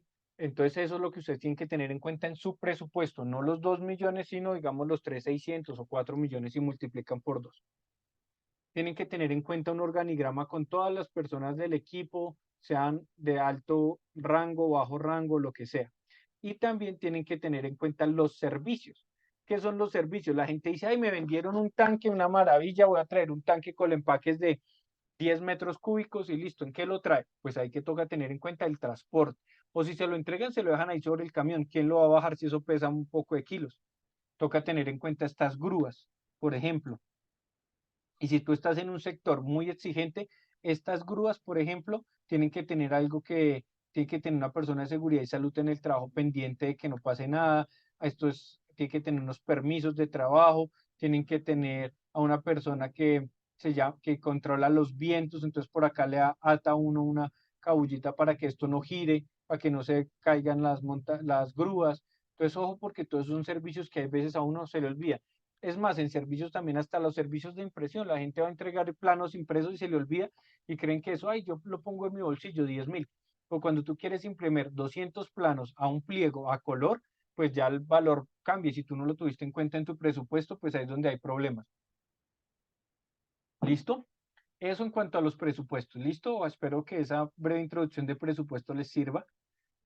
Ahora, un último tema en presupuestos es que a nosotros nos puede pasar un tema muy crítico y es que cuando nosotros tenemos un, un proceso, un proyecto más bien, nosotros necesitamos tener un flujo de caja. ¿Qué quiere decir un flujo de caja? Que tú vas a necesitar o este mes el 30 pagarle a la gente, dentro de un mes el 30 pagarle a la gente y ese tipo de cosas. Ahora, tú tienes que hacer esa planeación porque mira, aquí están tus gastos, aquí está la plata que te va ingresando, pero ¿qué pasa si tus gastos son superiores, que es lo que a uno le pasa a veces en la universidad o en la vida? Tu salario es menor a lo que gastas, pues vas a tener un déficit y ese déficit en los proyectos es lo más crítico. Un proyecto con déficit de presupuesto se para y se quiebra muy rápidamente. Para eso, uno desde el inicio, desde la planeación, necesita buscar posibles soluciones. Les voy a explicar rápidamente tres. Apalancarse con proveedores, es decirle, por ejemplo, tú contrataste no a una persona, sino a una empresa para que te hiciera la ingeniería. Tú le dices, usted me la hace y le pago a 90 días. Eso es apalancarse. Eso lo hacen las grandes compañías. Por ejemplo, PepsiCo, Coca-Cola y demás. Se apalancan con los proveedores hasta en 120 días. O sea, tú comienzas algo, no te dan nada y hasta 6 meses después te pagan. Que eso pues es muy crítico. Se reprograman actividades. Si tú, por ejemplo, necesitas una compra, pero es entrega inmediata y no tienes la plata ya, pues déjala para el final. Para eso es importante el cronograma. Y por último, no tan deseable, pero es la que más se utiliza, se busca financiamiento. ¿Por qué? Porque vamos a tener el signo pesos, porque te van a cobrar un interés mensual, pero si tú lo tienes contemplado en tu planeación del proyecto, en tu diseño, en todas las cosas, pues no vas a sufrir tanto por dinero, ¿vale? Ahora, chicos, nosotros siempre nos centramos acá, ya voy finalizando, en la ingeniería. ¿Qué ingeniería es? números, sumatorias y supuestos y cosas. Esto es donde más nos centramos, en hacer un tanquecito, en que esté bien, en que nos soporte, en que la velocidad de reacción sea y que se dé. Perfecto, eso es muy importante. Pero ojo con todas las cosas de planeación que les dije, porque ese es el previo. Después viene ingeniería, que es esa lineecita delgada, y después viene una serie de pasos más importantes: las compras, las fabricaciones, la movilización, la instalación, el arranque y puesta a punto. Esto es igual de importante, chicos. Si tú haces una ingeniería detallada y no sabes a quién comprarle y la bomba falla, va a fallar, va a fallar, va a fallar. Imagínate que tú tienes que producir 1000 botellas por minuto. Imagínate 2 días que quede parada la producción. ¿Cuántos miles de botellas? Y eso es plata para las empresas. Entonces, ojo con eso. Lo mismo las fabricaciones, quién las controla, quién mira cuál es el cordón de soldadura específico, quién hace unas pruebas de tintas o de adherencia de pintura, ese tipo de cosas. Movilizaciones y demás. Les voy a presentar una serie de imágenes para que se den cuenta un poco de cómo son los proyectos en la vida real y ya pues si hay algunas dudas. Miren, ustedes hacen un planito que normalmente yo los he visto, es un tanque con dos medidas, altura y diámetro. No, señores, miren, esto es una placa que uno le tiene que dar a un civil o un plano de implantación en donde, miren, cada cosita tiene una cota, cada una. ¿Por qué? Porque el civil necesita, por ejemplo, si este tanque pesa 10 toneladas, pues necesita hacer una placa específica para este tanque, mientras que la bombita pesa 300 kilos. Ellos hacen diseños acá en cada punto, dónde van a estar las tuberías enterradas por encima, por abajo. Miren aquí este detalle. Todos estos son planos que son personas haciendo esta escalera para saber por dónde va a subir y con eso calcular bien los costos. Miren, tanques enterrados, dónde se va a poner la bomba. Entonces la ingeniería que uno hace realmente es muy básica y necesita de todo un equipo. Esto que ustedes lo deben de conocer, PNIDs detallados que yo hago también con mi equipo de control, con mi equipo de mecánica, bombas, cómo está el lazo, que si se prende, que si se apaga, que si se daña, que si no. Lazo sí, que yo tengo niveles, entonces nivel bajo, bajo, bajo, alto, alto, alto, a qué switch está ligado, cómo están estas válvulas, si son de compuerta, de mariposa, cómo están, qué tamaño es, qué número de tanque es. Mire, este tanque, por ejemplo, dice que es un tanque, bueno, de 454 metros cúbicos. ¿Ven? Cuáles son mis medidores de flujo, y estos ya son detalles de cómo se ve una, un 3D realmente terminado. Mire, con todas las tuberías, por donde pasa, por donde las almenaras, soportes, todo eso que realmente a ese chico no se le da, y por eso los presupuestos de los proyectos son tan malitos. ¿Listo? Ahora, en compra es lo mismo. ¿A quién le voy a comprar? Si yo lo compro, entonces viene con estos soportes, este soporte lo tengo que mandar a hacer por fuera.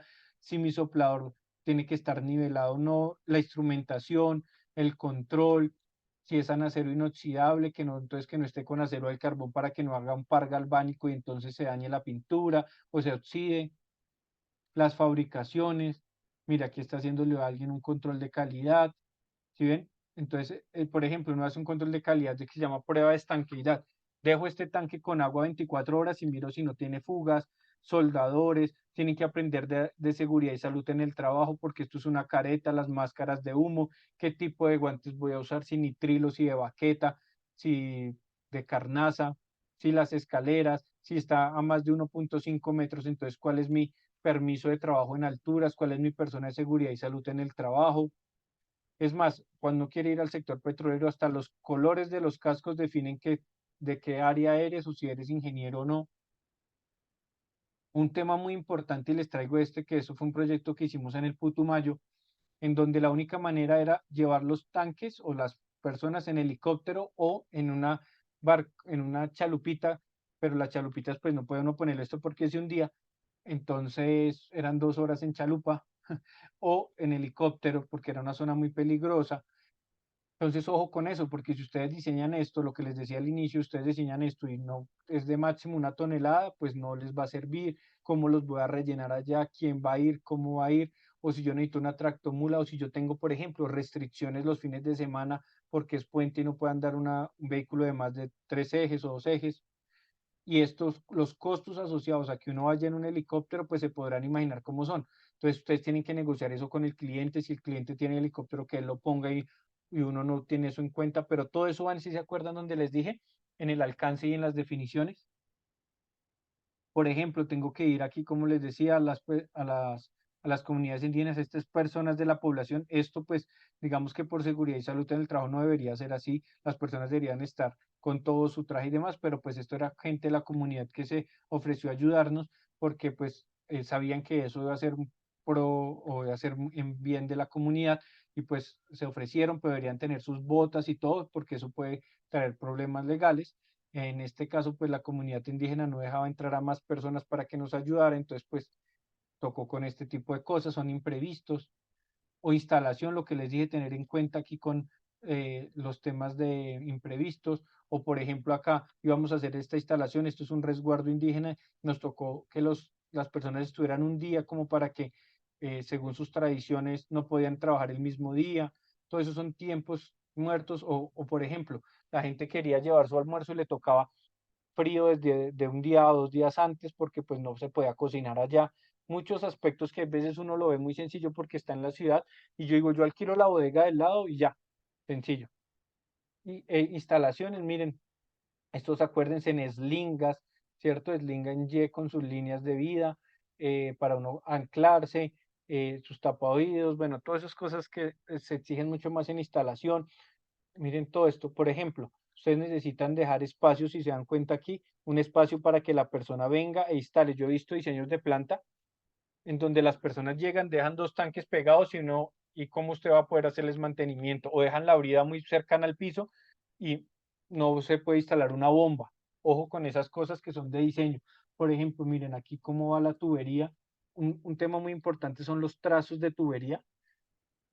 Miren esos trazos de tubería, por ejemplo, esta tubería va elevada, entonces tiene que tener una soportería, tiene uno que cumplir una norma si lo eléctrico va arriba, porque si va debajo de lo hidráulico puede ser peligroso, escaleras, ¿cierto? Miren, aquí desagües, miren que aquí, por ejemplo, alrededor de toda la planta hay desagües, hay espacios donde tiene que pasar la gente, donde se pueda operar, donde tú puedas, por ejemplo, apretar una tuerca de una brida, tapar las bombas a pesar que sean de intemperie. Entonces, muchos detallitos que se nos olvidan. Por ejemplo, a veces se nos olvida cotizar el tejado. Sí, eso es algo muy, muy común. Plantas terminadas que hemos hecho. Esto fue para un campo que se llama Costayaco, en el Putumayo. Este fue la siderúrgica en Acerías Paz del Río, donde también se hizo la construcción, filtros, y miren los espacios tan bien que se planearon para que las personas pudieran hacer un buen mantenimiento. Miren, aquí están en proceso, acá todavía faltaba esta cubierta, pero ahí están en ese proceso. Los tanques de antiderrames. En instalación, en arranque y puesta a punto, muy importante que tengamos gente capacitada. Esto es para una industria de bebidas, por eso como esta no necesitaban manga larga, una industria de bebidas para ver cómo está saliendo el agua. Acuérdense de todos los equipos que uno utiliza, pHímetros, oxímetros, multiparámetros, porque al final uno le tiene, la única manera de corroborar las cosas no es que yo digo que está bien, sino con números y hechos. ¿Listo? Por último, seguimiento y control. Miren esta curva, se llaman curvas S de seguimiento y control. Van desde el inicio del proyecto hasta el cierre. Aquí es donde uno puede ir viendo si tuvo descalces financieros como que les conté. Pero miren, valor planeado, valor ganado, que es una técnica específica de proyectos, y costo ejecutado. Y miren, por ejemplo, aquí hubo una diferencia como de 400 o 300 millones entre lo que se planeó, se ejecutó, dando más utilidad por la buena gestión de los proyectos. Por último, chicos, está el cierre. Se hace un cierre administrativo, se hace una entrega de documentos, no se les olvide los dosieres o documentos finales de calidad, fabricaciones, seguridad y salud en el trabajo, y unas lecciones aprendidas para que en las próximas proyectos no les pase lo mismo. Finalmente, chicos, unas frases ahí que les dejo con mucho cariño. Muchas gracias por escucharme, por el tiempo. No sé si haya de pronto, doctora Rosalina, alguna duda o inquietud.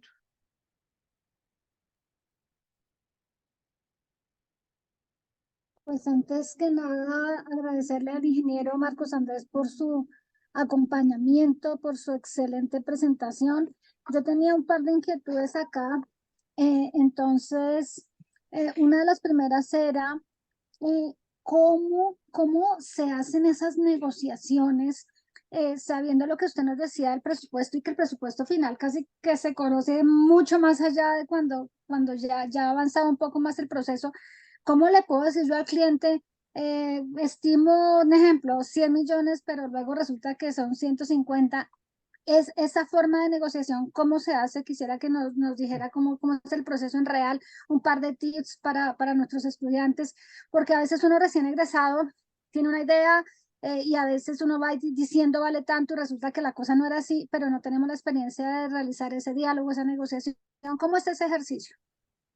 Digamos que ese ejercicio de presupuestación es muy importante lo que tú dices, pero ¿cómo yo les sugiero? Sigan paso a paso, no se apresuren nunca a dar valor. Y los clientes siempre normalmente quieren que ustedes les den el valor mañana mismo, hoy mismo, ojalá. ¿Qué tienen que hacer? No tomárselo a la ligera. Si tú eres un profesional, tú te tomas tu tiempo haciendo unas cotizaciones, haciendo un presupuesto. Para la ingeniería, yo sugiero que hagan siempre una ingeniería básica o conceptual, eso les debe tomar básica un día, conceptual unos 4 o 5 días y hacer cotizaciones formales. Normalmente las cotizaciones tienen unos tiempos de vigencia, ojo con eso, por ejemplo, tienen 20 días, un mes, 2 meses, algunas están en dólares, entonces ustedes tienen que tener esas reservas de contingencia muy presentes. Siempre yo les aconsejo ir como de abajo hacia arriba en el presupuesto, guiarse mucho de las personas de más experiencia, pregúntenle a veces a sus profesores, a sus docentes o compañeros que ya estén trabajando también para que se guíen en algo, en salarios, en cosas de ese estilo. Ahora, con el cliente, ¿cómo hacemos? Normalmente si tú tienes una ingeniería básica o conceptual, tú te vas un poco por encima porque puedes saber que salen detalles o, por ejemplo, uno ya tiene estándares. Por ejemplo, una planta de tratamiento de agua normal, uno sabe que más o menos la instalación con el piping o tuberías y demás puede valer el 10% del proyecto.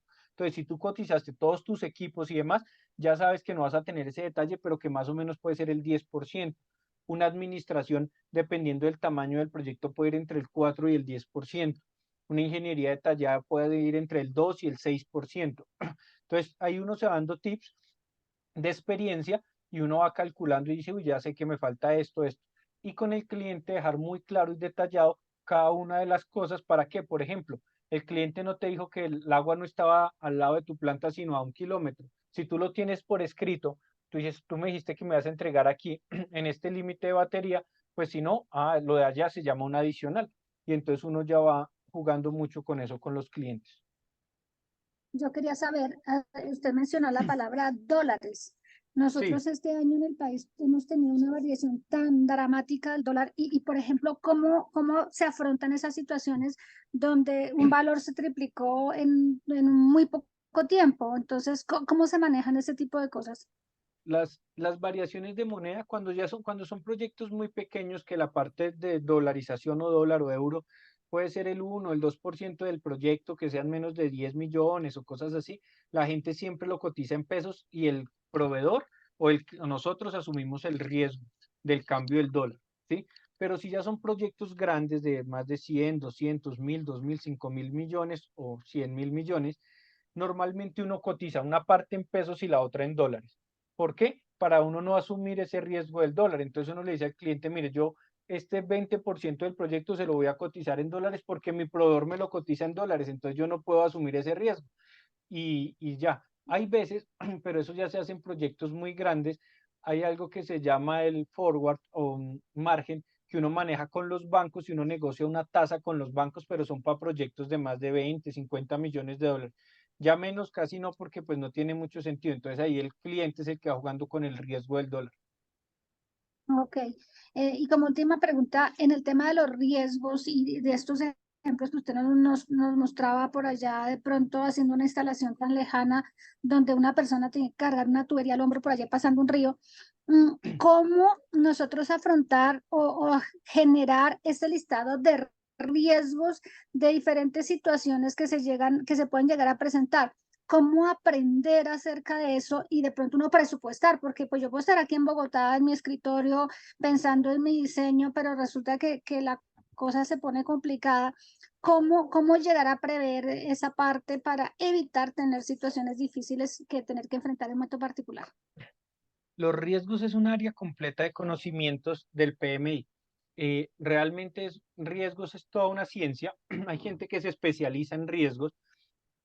¿Yo qué les sugiero? Para los riesgos, uno tiene que estudiarse un poquito ahí el PMI y ahí, por ejemplo, a ti te dicen, tienes que evaluar riesgos técnicos, riesgos de ingeniería, riesgos de cambio de moneda, riesgos de gobierno. Entonces hay como una serie de riesgos y normalmente las instituciones, cuando uno entra a las instituciones, tienen identificada una matriz de riesgos, se llama así, y uno termina haciendo un análisis cuantitativo, que es cuál es el impacto del riesgo por la probabilidad del riesgo. Entonces uno hace esas matrices de impacto y uno termina calculando. Por ejemplo, hay instituciones muy poquitas en el mundo que tienen tan bien trabajado eso de riesgos que te dicen, yo te entrego un edificio de 100 pisos en, en 3 años, más o menos 2 meses. Así de nivel tienen, pero se pueden demorar haciendo el análisis de riesgos 3 meses, 4 meses, mirando, no sé, cómo es el clima, las proyecciones de clima, las proyecciones de cambio de estado, porque son para proyectos muy grandes y eso es muy caro. Una persona de riesgos que tenga muy claros los riesgos como específicos puede valerle a una empresa muy caro. Entonces, para los riesgos, para los proyectos pequeños toca a partir de qué? De la experiencia de las personas que han hecho proyectos de ese estilo y a partir de las cosas que tengamos en la literatura. Ya para proyectos muy grandes uno contrata gente específica en gestión de riesgos. Como les digo, hay un capítulo entero de gestión de riesgos que uno puede evaluar para uno ponerse a ver esas cosas.